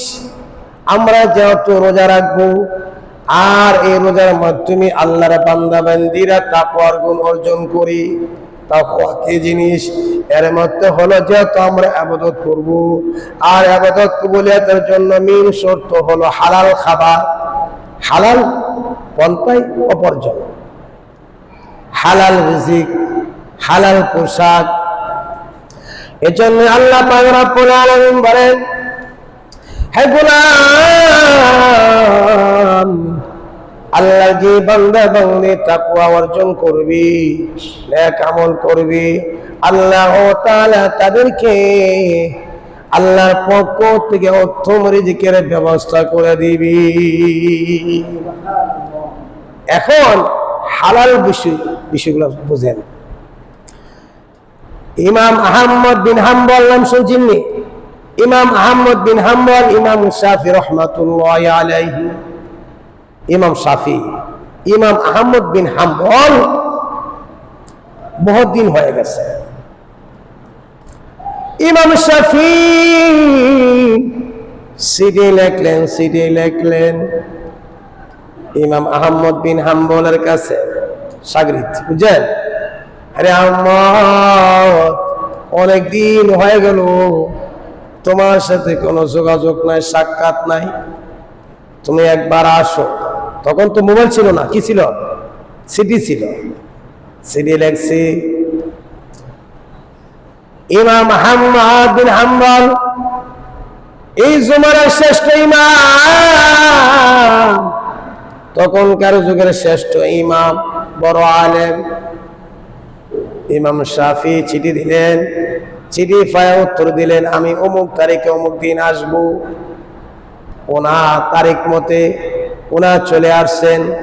আর এইদিকে ইমাম শাফি রহমাতুল্লাহি আলাইহি ওনার লোকজন নেই, শহরের বাইরে গেলেন, শহরের ভিতরে ওনাকে আগায় আনার জন্য গেলেন। ইমাম আহমদ বিন হাম্বলকে স্বাগতম জানায়া ওনাকে সম্বোধনা দিয়ে ওনাকে নিয়ে আসলেন। আনার পরে এখন ওই যুগের শ্রেষ্ঠ ইমাম, তখনকার যুগের কি শ্রেষ্ঠ বড় আলেম, তখনকার যুগের শ্রেষ্ঠ ইমাম ইমাম আহমদ বিন হাম্বল, সমস্ত মানুষ ওনাকে দেখার জন্য বের হয়ে গেলেন। এই যুগের শ্রেষ্ঠ ইমাম এখন ওই ইমাম আহমদ বিন হাম্বলকে মেহমানদারির জন্য ইমাম শাফি রহমাতুল্লাহি আলাইহি ইমাম শাফির বাড়িতে মেহমানদারি করাইলেন। কি করাইলেন? মেহমানদারি করাইলেন। এখন রাতের বেলা মেহমানদারি করাইলেন ইমাম শাফির বাড়িতে। রাত্রে অবস্থান করবি, তাকার ব্যবস্থাপনা করলেন। কিন্তু যে খাবার দিলেন, ওই জমানার শ্রেষ্ঠ ইমাম শাফি রহমাতুল্লাহি আলাইহি এই যুগের শ্রেষ্ঠ ইমামকে দাওয়াত দিলেন। ইমাম আহমদ বিন হাম্বলকে, কি ইমাম আহমদ বিন হাম্বল ওনার সামনে খাবার নিলেন। কয়েকজনের খাবার ওনার সামনে পরিবেশন করলেন। ওনার সামনে যখন খাবার পরিবেশন করলেন, ওনা একাই সমস্ত খাবার খায়া ফেললেন। কি করছেন? সমস্ত খাবার খায়া ফেললেন। কিন্তু মানুষ দিকে আশ্চর্য হয়ে গেলেন, কি ব্যাপার, ওনা একা একা খাবারগুলো খায়া ফেললেন। ইমাম শাফি রহমাতুল্লাহি আলাইহি ছেলে মেয়েরা তখনকার যুগের শ্রেষ্ঠ ইমামরা দাওয়াত দিছে, 4-5 জনে খাবো, কয়েকজনে খাবার যদি একজন দেয় আর একজন ওনা যদি একা খায় ফেলে, আপনাদের কাছে কিরকম লাগবে বিষয়টা দেখতে? হ্যাঁ, ওই ইমাম শাফি রাহমাতুল্লাহ আলাইহি সন্তানেরা তারা আশ্চর্য হয়ে গেলেন, কি ব্যাপার, ওনা তো এই যুগের শ্রেষ্ঠ বড় আলেম, শ্রেষ্ঠ বড় ইমাম, ওনা একাই খাবারগুলো খায় ফেললেন, খাবারগুলো খায় ফেললেন। যাই হোক, রাত্রির বেলায় যেহেতু এই যুগের শ্রেষ্ঠ আলেম, শ্রেষ্ঠ ইমাম তাহাজ্জুদ নামাজ পড়বি, ওনাকে বদনার মধ্যে পানি দিলেন। ওনা যে রুমের মধ্যে থাকবেন এই রুমের পাশে একটা বদনার মধ্যে পানি দিলেন, যেন ওনা হুজুর কাজ সেরে নি তাহাজ্জুদ নামাজ পড়তে পারেন।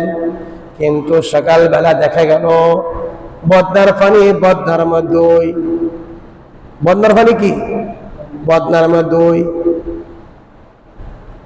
ইমাম শাফি রাহমাতুল্লাহ আলাইহি ওনার সন্তানেরা বাবার কাছে গিয়া বললেন, বাবাজি আপনি না বললেন এই যুগের শ্রেষ্ঠ আলেম, শ্রেষ্ঠ ইমাম, ইমাম আহমদ বিন হাম্বল কেমন ইমাম, কেমন সার্গিত বুঝলাম না। রাত্রে বেলা খাবার দিলাম, কয়েকজনের খাবার অনেকে খায় ফেলছে। ভাবলাম রাত্রিবেলায় ওরা ঘুমাবে, আরাম করবে, ঘুম থেকে উঠে তাহাজ্জুদ নামাজ পড়বি। তাহাজ্জুদ পড়তে গেলে পানির প্রয়োজন, বদনার মধ্যে পানি দিলাম, পানিও খরচ করলো না, যেমনের পানি তেমনি রইছে। কি ব্যাপার, শুধু ঘুমাইছে আর ঘুমাইছে। সন্তানাদির কথা শুনে বাবা অত্যন্ত কষ্ট পাইলেন। তখন ইমাম শাফি রাহমাতুল্লাহি আলাইহি ইমাম আহমদ বিন হাম্বলকে জিজ্ঞাসা করলেন, বাবা আহমদ কবে থেকে এই অভ্যাস চালু হয়েছে? ইমাম আহমদ বিন হাম্বল এই যুগের শ্রেষ্ঠ আলেম, শ্রেষ্ঠ ইমাম, ওনা বুঝতে পারলেন। তখন ওনা বললেন, শুনেন, ইমাম শাফিকে বললেন, শুনেন, আমি কয়েক বছর ধরে এরকম সুযোগ পাই নাই, আমি কয়েক বছর ধরে এরকম সুযোগ পাই নাই। আপনি শুনেন, তাহলে ঘটনা শুনেন। আমি যখন আপনার বাড়িতে আসলাম আর আপনি যখন সন্ধ্যায় যখন আমাকে খাবার দিলেন, কিন্তু আপনার খাবার দস্তরখানার মধ্যে যখন পরিবেশন করলেন এবং দেখলাম এত বরকত, যেমন আসমান থেকে নূরের বৃষ্টি পড়তাছি, নূরের মতন, কি বৃষ্টির মতন, রহমতের নূর বৃষ্টি বর্ষণ হচ্ছে খাবারের মধ্যে। ইমাম আহমদ বিন হাম্বল বলেন, এই ঘরটা নূরে আলোকিত হয়ে গেল। আমি মনে মনে ভাবলাম, যেহেতু এটা সুস্বাদু খাবার, হালাল খাবার, প্রয়োজনে কয়েক সপ্তাহ না খামু, কিন্তু এই খাবারটা আমি একবারে খায়া ফেলি, এই জন্য আমি এই খাবারটা খায়া ফেললাম। আর শুনেন, এই খাবার খাওয়ার পরে আমি কয়েক বছর ধরে এই সুযোগ পাই নাই, কিন্তু একটা সুযোগ কাজে লাগাইলাম। এই খাবারটা খাওয়ার পরে আমি রাত্রির বেলা ঘুমাই নাই, এই জন্য আমার ওজোর পানির প্রয়োজন পড়ে নাই। আপনার বাসাতে খাবার খাওয়ার পরে, হালাল খাবার খাওয়ার পরে, খাবার থেকে আমার দুইটা জিনিস হাসিল হয়েছে, একটা হলো আলিমি, একটা হলো এলেম, আর একটা হলো আমলি। আমলি পাইদা হলো আমি এশারে ওযু দিয়ে ফজরের নামাজ পড়িয়াছি, এশারে ওযু দিয়া ফজরের নামাজ পড়ার সুযোগ পাইছি, বহুদিন ধরে এই সুযোগ পাই নাই। আর আমি কি করছি, আমলি পাইদা মাসলি, মাসলি আমলি এবং মাসাইলি পাইদা হলো আমি আমলটা করিয়াছি। আর মাসাইল ফায়দা হলো আমি খাটের মধ্যে শুয়ে শুয়ে একটি আয়াত থেকে, কোরআন শরীফের একটি আয়াতে কারিমা থেকে, একটি আয়াত থেকে আমি 100টা মাসালাটা বের করিয়াছি। একটা আয়াত থেকে 100 মাসালা বের করছি। এই জন্য হালাল রিজিক, যে ব্যক্তি হালাল খাবার খাইবি আল্লাহ তাআলা বলেন তাকে নেক আমল করার শক্তি দেওয়া হবে, নেক আমল করার তৌফিক দেওয়া হবে। হালাল খাবার না খাইলে নেক আমল করতে পারতেন না। যে বান্দা বান্দি হালাল খাবার খাইবি আল্লাহ তাআলা বলেন হে গোলাম হালাল খাবার খাইলে আমি আল্লাহ তাআলা তোমাদেরকে নেক আমল করার তৌফিক দিব। এজন্য আমরা হালাল পন্থা অবলম্বন করব, হালাল খাবার খাইব, হালাল ভাবে চলবো, ঠিক কিনা তাকি কিরা খাবার খাইবো। এবার আসল লক্ষ্য করুন, যেহেতু রমজান মাস তাকওয়ার মাস, আল্লাহ তাআলা বলেন যে বান্দা রমজানের খাতিরে তাকওয়া অর্জন করব। তাকওয়ার গুণ হলো কি? তাকওয়া কি জিনিস? তাকওয়া হলো আল্লাহকে ভয়ভীতি করা, অন্তরের মধ্যে সব সময় আল্লাহর ভয় রাখবেন, আল্লাহর কাছে অনুতপ্ত হইবেন, লজ্জিত হবেন, শর্মিন্দা হবেন। আল্লাহ তাআলা বলেন হে গোলাম গুনাহ করেছো আমি আল্লাহর রহমত থেকে দূরে সরো না। হে গোলাম গুনাহ করেছো আমি আল্লাহর কাছে তুমি মাফ চাও, আমি আল্লাহর কাছে ক্ষমা চাও, নিরিবিলিতে নির্জনে তুমি একাই কি আমি আল্লাহর কাছে অনুতপ্ত হও, আল্লাহর কাছে তওবা করেন। আল্লাহ তাআলা বলেন হে গোলাম যখন আমি আল্লাহর কাছে কোনো বান্দা এবং বান্দি যখন অনুতপ্ত হয়, গুনাহটাকে গুনাহ মনে করি, আমি আল্লাহর কাছে যখন শর্মিন্দা হয়ে যায়, আমি আল্লাহর কাছে যখন তওবা করি, আমি আল্লাহ তাআলা আমার বান্দা বান্দির তামাম জিন্দেগীর গুনাহগুলো মাফ করে দিই। এজন্যই আল্লাহর রহমতে নিরাশ না হন, নিরাশ হব না, ঠিক না? নিরাশ হব না। আমরা কি করবো? বেশি বেশি তওবা করব। এবার আসুন, যেহেতু রমজান মাস প্রায় শেষ পর্যায়ে, রমজানুল মুবারক, রমজান মাস আমাদের কাছে একদম শেষ পর্যায়ে, ঠিক কিনা? আজকে 22শে রমজান। কি বলেন?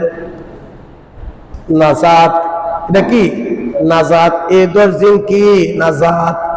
এই রমজান মাস হলেন নাজাতের মাস। দেখেন না, রহমত, মাগফিরাত, নাজাত। আল্লাহ পাক রব্বুল আলামিন ওই জাহান্নাম থেকে আল্লাহর বান্দা বান্দিকে অসংখ্য গণিত জাহান্নামী কয়েদিকে আল্লাহ তাআলা মাফ করে দিবেন। এজন্য এই রমজান মাসের শেষ দশকে আল্লাহ পাক রব্বুল আলামিন আমাদের মাঝে একটি গুরুত্বপূর্ণ রাত্র দিয়েছেন, ঠিক কিনা? দিছি কিনা? হ্যাঁ, আমরা তো অনেকে মনে করি, অনেকে ধ্যান ধারণা হলো লাইলাতুল কদর মনে হয় একদিন। কি কর বাজান, লক্ষ্য করুন কথাটা, লক্ষ্য করুন। আমরা মনে করি লাইলাতুল কদর মনে হয় 27 রাত্রে, ঠিক না? এটা মনে করি লাইলাতুল কদর। ওই লাইলাতুল কদর নিশ্চিত হওয়ার জন্য, লাইলাতুল কদর নিশ্চিত হওয়ার জন্য, লাইলাতুল কদর পরিপূর্ণ পাওয়ার জন্য আল্লাহ তাআলা রমজানের শেষ 10 দিন, রমজানের শেষ 10 দিন এবং শেষ 10 দিনের বেজুর রাতগুলোতে লাইলাতুল কদর তালাশ করার জন্য বলা হয়েছে। রমজানের শেষ 10 দিন আর এই শেষ 10 দিনের বেজুর রাত্রিতে, বেজুর রাত্রিগুলোতে। এই জন্য আল্লাহ তাআলা বলেন রমজানের শেষ দশকে, রমজানের শেষ দশকে বেজুর রাত্রগুলোতে লাইলাতুল কদর তোমরা তালাশ করো। লাইলাতুল কদর কি? লাইলাতুল কদরের রাত্রি এটা এমন একটি রাত্র আছে যে রাত্রটা 1000 রাত্র থেকেও শ্রেষ্ঠ রাত্র। 1000 রাত্র। আরে এই রাত্র লাইলাতুল কদর নিশ্চিত হওয়ার জন্য, লাইলাতুল কদর নিশ্চিত হওয়ার জন্য, এই জন্যই সবচেয়ে উত্তম নিশ্চিত হওয়ার জন্য, লাইলাতুল কদর পরিপূর্ণ পাওয়ার জন্য ইতিকাফ। কি ইতিকাফ? ইতিকাফে বসলে কিন্তু লাইলাতুল কদর নিশ্চিত সেটা পাওয়া যায়। আমরা যদি ইতিকাফে নাও বসতে পারি, আমরা অনেকে বসতে পারি না, তখন আমরা কি করব? লাইলাতুল কদর রমজানের শেষ দশকে বেজুর রাত্রগুলোতে লাইলাতুল কদর তালাশ করব। আর বেজুর রাত্রগুলোতে আমরা জাগ্রত থাকি ইবাদত করব এবং আমাদের সব পরিবার পরিজনকে আমরা জাগ্রত করায় ইবাদত করা দাঁড়ায় করায় দিব। পারবো না? আল্লাহ নবী কি করতেন? এখন এবার আসলে তো করুন, আমাদের রাসূল কি করতেন? আল্লাহ নবী বিশ্ব নবী রাহমাতুল লিল আলামিন রমজানের শেষ 10 দিন, রমজানের শেষ দশকের শেষ 10 দিন নবীজি আমিনুল মুমিনিন আম্মা জান আয়েশা সিদ্দিকা রাদিয়াল্লাহু আনহা, আমিনুল মুমিনিন আম্মা জান আয়েশা সিদ্দিকা রাদিয়াল্লাহু তাআলা আনহা বলেন, বিশ্ব নবী রমজানের শেষ দশকে রাত্রিগুলোতে লুঙ্গিকে টাইট করে বাঁধতেন। কি করতেন? টাইট করে শক্ত করে বাঁধতেন। আর বেজুর রাত্রগুলোতে দাঁড়ায় যাইতেন, ইবাদত করতেন। সারা রাত্র কি করতেন? নামাজ পড়তেন। নবীজি আগে পেছনের কোনো গুনাহ নাই, নবীরা মাসুম, ঠিক কিনা? তাদের কোনো গুনাহ আছে? নবীদের কোনো গুনাহ নাই, নবীরা মাসুম, নিষ্পাপ, তাদের আগে পেছনের কোনো গুনাহ নাই। আমাদের রাসূল রমজানের শেষ দশকে, রমজানের শেষ 10 দিনে বেজর রাত্রগুলোতে ইতিকাফ করতেন। নবীজি রমজানের শেষ 10 দিনে ইতিকাফ করতেন। বেজর রাত্রগুলোতে ওই দাঁড়ায় দাঁড়ায় ইবাদত করতেন, কদরের তালাশ করতেন। নবীজি নামাজ পড়তেন, লম্বা কিরাত তেলাওয়াত করতেন, পাও মোবারক ফুলে যাইতেন, সিজদাতে গেলে লম্বা সিজদা দিতেন। আম্মা জান আয়েশা বলেন, আমরা মনে করতাম নবীজি মনে হয় ইন্তিকাল করিয়াছে। অনেক লম্বা কিরাত হইতেন, সিজদা গেলে লম্বা দীর্ঘ সময় ব্যয় করতেন। আমাদের আয়েশা বলেন, আমরা মনে করতাম রাসূল মনে হয় দুনিয়াতে চলে এসেছে, মনে হয় মৃত্যুবরণ করছে। তাহলে আমরা যারা আজকে উপস্থিত আছি, আমাদের সামনে কি লাইলাতুল কদর, ঠিক কিনা? আল্লাহ পাক এই সূরা নাযিল করছে, নাযিল করছেন। সূরার নাম কি? সূরা কদর। ইন্না আনজালনাহু ফি লাইলাতুল কদর ওয়া মা আদরাকা মা লাইলাতুল কদর লাইলাতুল কদরি খায়রুম মিন আলফি শাহর তানাজ্জালুল মালাইকাতু ওয়ার রূহু ফীহা বিইذনি রাব্বিহিম মিন কুল্লি আমর সালামুন হিয়া হাত্তা মাতলাউল ফাজর। সূরার নাম কি? সূরা কদর। এটা তাফসীর করতে গেলে অনেক সময় প্রয়োজন। আল্লাহ পাক এই সূরা নাযিল করছেন। কেন নাযিল করলেন? এই কদরের রাত্র আমরা যারা আছি, ইনশাআল্লাহ যারা উপস্থিত আছি, যারা ইতিকাফে বসছে, তারা তো বসছই, ঠিক না? এখন আমরা যারা বসতে পারি নাই, আমরা কি করব? আমরা ওই রমজানের শেষ 10 দিন বেজর রাত্রগুলোতে লাইলাতুল কদর তালাশ করব। পারতেন না? আমরা এই বেজর রাতগুলোতে আমরা আরেকটা বিষয় জানেন, আমরা অনেকে মনে করি মনে হয় লাইলাতুল কদর মনে হয় 2 রাকাত নামাজ, ঠিক না? অনেক এরকম ধারণা। বাদান কি করেন? আগে বেতরের আগে বসি না, বেতরের আগে আমরা ইমাম সাহেব কইছি, ইমাম সাহেব 2 রাকাত কদর ফেরনি, ঠিক না? 2 রাকাত নামাজ না। আর লাইলাতুল কদরের এক্সট্রা কোনো নিয়ত নাই, এক্সট্রা কি নাই? নিয়ত নাই। লাইলাতুল কদর আপনি বেজর রাত্রগুলোতে লাইলাতুল কদর তালাশ করবেন, এই রাত্রে জাগ্রত থাকি ইবাদত করবেন, আর এই ইবাদতটাই কদরের রাত্র হিসেবে গণ্য করা হবে। বিষয়টা বুঝছেন? যারা কি বেশি বেশি নফল ইবাদত করবেন, কোরআন তেলাওয়াত করবেন, জিকির আজকার করবেন, ঠিক না? ওমরি খাজা কিশোরের নামাজগুলো কাজা হয়ে গেছে, এগুলো আদায় করবেন। সালাতুত তাসবিহ আছে, ঠিক না? এগুলা করবেন। তাহাজ্জুদ করবেন। পারতেন না? ইনশাআল্লাহ নিজে নিজে পড়বেন আর পরিবারের লোকজনকে সজাগ করাবেন। তাদেরকে বলে, তোমরা ওঠো, তোমরা কি করো? ঘুম তো এটা কিছু সময় ইবাদত করো। পারতেন না? ইনশাআল্লাহ পারবেন তো? আচ্ছা, এখন দেখেন আল্লাহ তাআলা বলেন, হে গোলাম, আমি আল্লাহর রহমত যেহেতু রমজান মাস দিয়েছেন গুনাহ মাফের জন্য, ঠিক কিনা? আল্লাহ তাআলা বলেন, قل يا عبادي الذين اسرفوا على انفسهم لا تقنطوا من رحمة الله আল্লাহ কি বলেন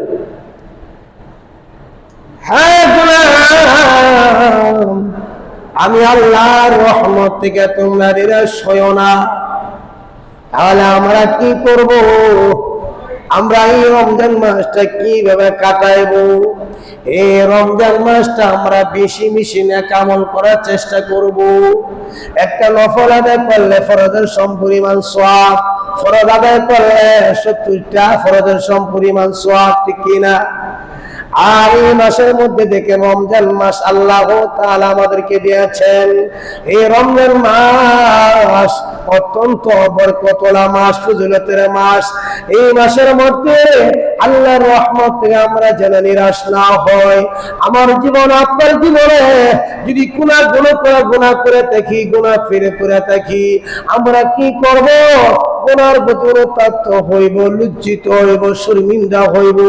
আল্লাহর কাছে নির্বিরিতে নির্জনে আমরা তওবা করব, ইস্তিগফার বেশি বেশি পড়ব, সাল্লাল্লাহু আলাইহি ওয়াসাল্লাম দুরূদ শরীফ বেশি বেশি পড়ব, কালিমা জিকির বেশি বেশি করব, পারতেন না? আর আল্লাহর কাছে জাহান্নাম থেকে পানা চাইবো, জান্নাত চাইবো, জান্নাতুল ফেরদাউস চাইবো, ঠিক কিনা? তার কারণ আলোচনা শেষের পর্যায়ে শেষ করে নিচ্ছি। একজন ব্যক্তি গুনাহ করেছে, ওই ব্যক্তি জাহান্নামে চলে গেছে। জাহান্নামী ব্যক্তি, সে জাহান্নামে যাওয়ার পরে জাহান্নাম থেকে হামগুড়ি দিয়ে বের হওয়ার জন্য বারবার চেষ্টা করে একবার জাহান্নামের ভিতরে চলে যায়। জাহান্নামী ব্যক্তি জাহান্নাম থেকে বের হওয়ার জন্য যে চেষ্টা করে হামগুড়ি দিয়ে একবার যখন বের হয়ে যাবে, আসে একবার চলে যায়, একবার জাহান্নামে পড়ে যায়। এরকম ভাবে জাহান্নামী ব্যক্তি হঠাৎ করে জাহান্নাম থেকে বের হয়ে গেছে। জাহান্নামী ব্যক্তি হঠাৎ করে জাহান্নাম থেকে বের হয়ে গেছে। ওই বান্দা জাহান্নামের দিকে তাকায় আল্লাহর প্রশংসা করলেন, আল্লাহ, হ্যাঁ দয়াময় আল্লাহ, তুমি জাহান্নাম থেকে আমাকে বের করে দিয়েছো। দেখছেন নি? জাহান্নাম থেকে বের হওয়ার জন্য সে অনেকবার চেষ্টা করছে, হামগুড়ি দিয়ে, শুধু বের হয়ে যাবে, একবার জাহান্নামে পড়ে যায়। হঠাৎ এক পর্যায়ে জাহান্নাম থেকে কি বের হয়ে গেছে। ওই জাহান্নামী ব্যক্তি জাহান্নামের দিকে তাকায় বলে, হ্যাঁ তুমি আল্লাহ, তুমি আমাকে জাহান্নাম থেকে বের করে দিয়েছো। জাহান্নাম থেকে বের হওয়ার পরে জাহান্নামের সামনে তাকায়া দেখে একটা সুন্দর বৃক্ষ, সুন্দর একটি গাছ, কি সুন্দর একটি গাছ। জাহান্নাম থেকে তাকাই, জাহান্নামের থেকে একটু সামনে দিকে তাকায়া দেখে একটি গাছ, বৃক্ষ। এই গাছটা অনেক সুন্দর। আল্লাহ তাআলাকে দেখে বলেন, ওগো মালিক, জাহান্নাম থেকে বের হয়েছি, পানির তৃষ্ণা লেগে আছে। আল্লাহ, ওই আমার সামনে একটি বৃক্ষ দেখা যায়, গাছ দেখা যায়। হ্যাঁ মালিক, আমাকে এই বৃক্ষটার কাছে যাওয়ার জন্য অনুমতি দাও। আল্লাহ, আমাকে এই গাছটার কাছে নিয়ে যাও, আমি তোমার কাছে আর কিছু চাই না। ওগো মালিক, আমি যে জাহান্নাম থেকে বের হয়েছি, আমার পানির তৃষ্ণা লেগে আছে। ওগো মালিক, আমি এই গাছটার কাছে তুমি আমাকে নিয়ে যাও, অথবা এই গাছটার কাছে আমাকে পৌঁছায়া দাও, আমি এই গাছটার ছায়ার মধ্যে বিশ্রাম নিব। আল্লাহ, আমি এই গাছটার ছায়ার তলে বিশ্রাম নিয়ে একটু ঠান্ডা পানি পার করব। কি পান করবো? ঠান্ডা পানি। আল্লাহ তাআলা দেখে বলেন, হে গোলাম, হে বান্দা, আমি আল্লাহ যদি তোমাকে এই গাছটার কাছে নিয়ে যাই আর যদি তোমাকে যদি ঠান্ডা পানি পান করাই, এই গাছটার ছায়া তলে তুমি যদি একটু আরাম করো, তাহলে তোমার কি আর চাওয়া পাওয়া আসেনি? আল্লাহর বান্দা রেখে বলেন, ও মালিক, আল্লাহ আমার আর কোনো চাওয়া পাওয়া নাই, আল্লাহ তুমি আমাকে এই গাছটার কাছে নিয়ে যাও, গাছটার কাছে পৌঁছায়া দাও। এক পর্যায়ে আল্লাহর বান্দা এই গাছটার কাছে পৌঁছে গেলেন। গাছটার কাছে আল্লাহ পাক কি? আল্লাহ পাক এই গাছটার কাছে নিয়ে গেলেন, বান্দাকে এই গাছটার কাছে নেওয়া হলো। এই গাছটার কাছে যাওয়ার পরে বান্দা পানি পান করলেন, গাছের ছায়া তলে বিশ্রাম নিলেন। এরপর কিছুক্ষণ পরে আল্লাহর বান্দা একবার সামনে তাকায় দেখে আরেকটি বৃক্ষ, এই গাছটা থেকে আরেকটি সুন্দর গাছ দেখা যায়, বৃক্ষ দেখা যায়। আল্লাহর কাছে একবার ডাকা আরম্ভ করলেন, প্রভু গো, ওগো আল্লাহ, আমাকে এই গাছটার কাছে নিয়ে যাও। আল্লাহ আমি গাছটার কাছে যাইতে চাই, এই গাছটার কাছে গিয়ে আমি পানি পান করব, আমি বিশ্রাম নিব। আল্লাহ দেখে বলেন, আরে গোলাম, একটু আগে না তুমি বললে তোর কোনো আর চাওয়া পাওয়া নাই, এখন দিদি কিন্তু আরো দাবি করতেছ। এখন ওই বান্দা রেখে বলেন, আল্লাহ এই গাছটার কাছে যাওয়ার পরে আমার আর কোনো চাওয়া পাওয়া থাকবে না। ওই বান্দা এই গাছটার কাছে যাবে, শেষ করে দিচ্ছি, গাছটার কাছে যাবে, যাওয়ার পরে বান্দা পানি পান করবে, গাছের তলে বিশ্রাম নেবে। এমনিতে বান্দা একবার তাকায়া দেখবে আরেকটি গাছ, আরেকটি গাছ। আল্লাহ তাআলার কাছে তবে প্রার্থনা করলেন, ওগো মালিক, আমাকে এই গাছটার কাছে পৌঁছায়া দাও। আল্লাহ বলবেন, হ্যারে বান্দা, হ্যারে গোলাম, একটু আগে না তুমি বললে তোর কোন আর সব অনেক দাবি দেবা নাই। আদম সন্তান, দেখলাম তোর তো দাবি দেবার শেষ নাই। এই গাছটার কাছে যাবে, যাওয়ার পরে পানি পান করবে এবং গাছের ছায়া করে বিশ্রাম নেবে। এমনিতেই তাকায় দেখবে জান্নাত দেখা যায়, জান্নাতের ভিতর থেকে মানুষের কথাগুলো শোনা যায়, জান্নাতের গীতটা দেখা যায়। এখন ওই বান্দা আল্লাহর কাছে একবার ডাকা আরম্ভ করবেন, ওগো প্রভু, ওগো আল্লাহ, ওগো মালিক, আমি জান্নাতের ভিতরে ঢুকবো না, আল্লাহ তুমি জান্নাতের ভিতরে একটা কোণারে আমাকে দাঁড়া করাইয়া দাও। আল্লাহ জান্নাতের কথাবার্তা শোনার পরে দেখো, আল্লাহ জান্নাতে আমি ঢুকতে চাই না, কিন্তু জান্নাতের গীত থেকে জান্নাতি লোকদেরকে দেখা যাচ্ছে, আমাকে জান্নাতের ভিতরে একটা কোণারে দাঁড়া করে দাও। আল্লাহ তাআলা বলেন, হ্যাঁ বান্দা শোনো,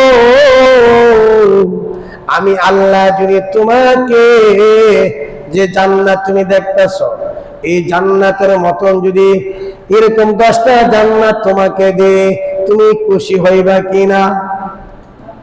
আল্লাহ যদি কথা কয়, এই বান্দা বলে, আল্লাহ তুমি আমার সাথে মস্করি করতেছো। কিতাব এইভাবে আসছে, আল্লাহ তুমি আমার সাথে মস্করি করতেছো, হ্যাঁ ঠাট্টা করতেছো, জান্নাতে যাইতে পারি না, তুমি তো এই মতন 10টা জান্নাত আমার দিবা, রেশম বা? আল্লাহ তাআলা বলতে বলেন, হ্যাঁ গোলাম, আমি আল্লাহ যদি তোমাকে এরকম জান্নাত, এই জান্নাতের মধ্যম 10 দুনিয়ার মতন আরো 10টা জান্নাত যদি দিই, তাহলে তুমি খুশি কিনা বলো? আল্লাহর কাছে দেখো, আল্লাহ তুমি আমার সাথে মস্করি করতেছো। আল্লাহ দেখে বলেন, নারী না বান্দা, হে আমার গোলাম তুমি শোনো, তুমি শোনো, আমি আল্লাহ হলাম রহমান, আমি আল্লাহ রহিম, আমি আল্লাহ দয়ালু। আরে বান্দা, আমি আল্লাহ তোমাকে এরকম জান্নাতের মতন আরো 10টা জান্নাত আমি আল্লাহ তোমাকে দান করলাম। এজন্য আল্লাহ পাক রব্বুল আলামিন বলেন, আরে গোলাম, আমি আল্লাহর কাছে তোমরা রহমতের নিরাশয় না, গুনাহ করেছো। রমজান মাস শেষ পর্যায়ে আল্লাহ তাআলা এই রমজানের শেষের 10 দিনে আল্লাহর বান্দা বান্দাকে নাজাত দিবেন। এজন্য আল্লাহ তাআলার কাছে অনুতপ্ত হইতে হবে, লজ্জিত হইতে হবে, শর্মিন্দা হইতে হবে, ঠিক কিনা? আল্লাহর কাছে নিজের অতীত জীবনের গুনার জন্য কি করতে হবে? মাফ চাইতে হবে। আল্লাহ বলেন আমি মাফ করে দিব। আল্লাহ কি করবে? মাফ করে দিবেন। আর যেহেতু রমজান মাস, আমাদের আয়েশা সিদ্দিকা রাদিয়াল্লাহু আনহা বলতেন, ইয়া রাসূলুল্লাহ, যদি আমরা জানতে পাই যেহেতু রমজানের শেষ দশকে এবং রমজানের শেষ দশকে বেজুর রাত্রগুলোতে লাইলাতুল কদর, ঠিক কিনা? এটা লাইলাতুল কদর, এটা এমন একটি রাত্র যে রাত্র ইবাদত করলে হাজার রাত্রের থেকে শ্রেষ্ঠ রাত্র, হাজার রাত্র থেকে শ্রেষ্ঠ রাত্র। এবং এই মাসের মধ্যে যে ব্যক্তি এই রাত্রগুলো জাগ্রত থেকে ইবাদত করবে, আল্লাহ তাআলা হাজার মাস ইবাদত করলে যে সওয়াব হবে, যে নেকি হবে, আল্লাহ তাআলা এর চেয়ে বেশি সওয়াব নেকি আল্লাহ তাআলা দান করবেন। সকলে বলেন আমিন। আমরা এই রাত্রগুলো যেন আমাদের কাছ থেকে নষ্ট না হয়। কি বলেন? শবে কদর অনেক ফজিলত আছে, অনেক ফজিলত। যেহেতু আলহামদুলিল্লাহ আপনাদের ইমাম সাহেব খুব সুন্দর চমৎকার আলোচনা করে না, অনেক ফজিলত আছে। এই জন্য ইনশাআল্লাহ এই রাত্রের মধ্যে আমরা বেশি বেশি ইবাদত করব, আর আমাদের অতীত গুনার জন্য আল্লাহর কাছে কি করব? মাফ চাইব। হ্যাঁ, আল্লাহর কাছে তওবা করব, আল্লাহ তাআলা আমাদেরকে মাফ করে দিবেন। আল্লাহ বলেন, রব্বানা যালামনা আনফুসানা ওয়া ইল্লাম তাগফির লানা, হ্যাঁ, রব্বানা ইন্নাকা সামিউদ দুআ। বিভিন্ন দোয়াতে, বিভিন্ন আয়াতে আল্লাহ তাআলা বলেন, আল্লাহ তাআলা মাফ করেন, ওয়ালা মাফ করবেন। আল্লাহুম্মা ইন্নাকা আফুউন তুহিব্বুল আফওয়া ফাআফু আননি, ঠিক না? আমরা এই মাসের মধ্যে বেশি বেশি নেক আমল করব। যেহেতু হাতে গোনা কোটি মাস, কি গো, হাতে গোনা কোটি মাস, দেখতে দেখতে রমজান চলে যাচ্ছে, ঠিক না? এই রমজানের জন্য আমরা আফসোস করলো, যারা মুমিন, যারা মুত্তাকিন, যারা আল্লাহওয়ালা, তারা আফসোস করে, হারি আমার কাছ থেকে এই রমজান মাসটা চলে গেল।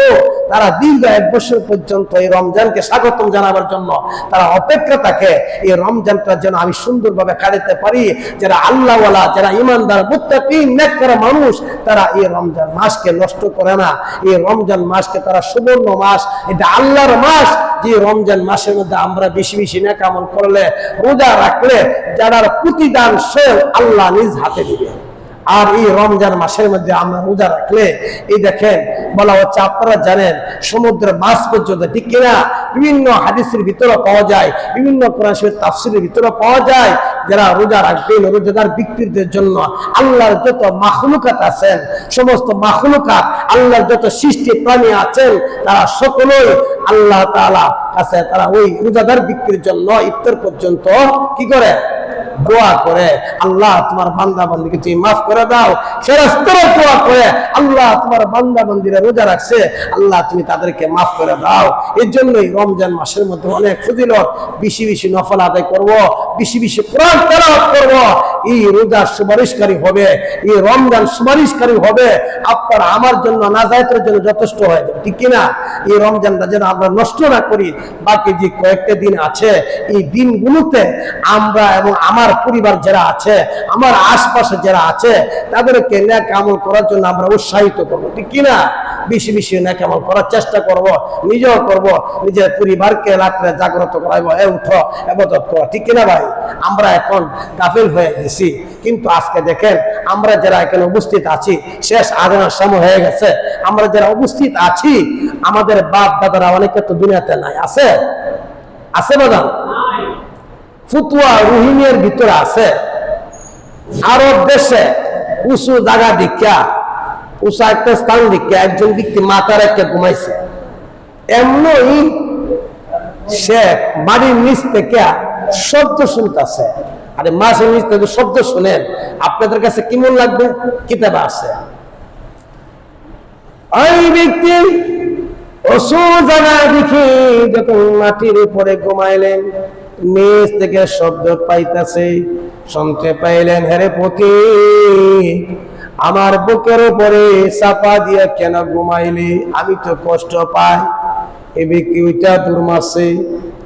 আরেকজন ব্যক্তি কবরে পাশ দিন হাঁটতেছে, হাঁটাচলা করতেছে, এমনি কবর থেকে কোরআন তেলাওয়াতের আওয়াজ শুনতে পাইলেন। আপনারা বলতো যে কবরস্থানের পাশে একা একা হাঁটেন, আর যদি কোরআন তেলাওয়াতের শব্দ শোনেন, আপনাদের কাছে কিরকম লাগবে? এরকম নীরব নীরব নিরিবিলি নিস্তব্ধ জায়গা আছে না? কবরস্থান আছে না? যেখান থেকে মানুষ গেলে বই করে, ওই ব্যক্তি ওই কোরআন তেলাওয়াত শোনার পরে সে বললেন সুবহানাল্লাহ। কি কইছে? সুবহানাল্লাহ। তো দূর মারছে, বাপরে, কবরের মধ্যে কোরআন তেলাওয়াত করতেছে, কবরের ভিতরে। ওই কবরের ভিতরে যিনি কোরআন তেলাওয়াত করছিলেন ওনা দেখে দেখে বলেন, হ্যাঁ রে পুতি, আমি কবরের ভিতরে একবার দুইবার নয় 5000 বার কোরআন খতম দিয়েছি। কবার? হ্যাঁ ঠিক, আমি কবরে আসছি, এখন হারে হারে টের পাই, কিন্তু আমল করার সুযোগ নাই। তোমাদের আমল করার সুযোগ আছে, তোমরা গাফিল হয়ে বসে আছো। ঠিক কিনা? ইনশাআল্লাহ আমরা রমজান মাস এখন আযান দিবে, আমরা রমজান মাসটা যেন নষ্ট না করি। বাদাম, যেহেতু আজকে দুনিয়াতে আছি, আমাদের আমল করার সুযোগ আছে। আমাদের বাপ দাদা, যারা আত্মীয় স্বজন, যারা কবরে চলে গেছে, তারা কোনো আমল করতে পারে? মানুষ মৃত্যুবরণ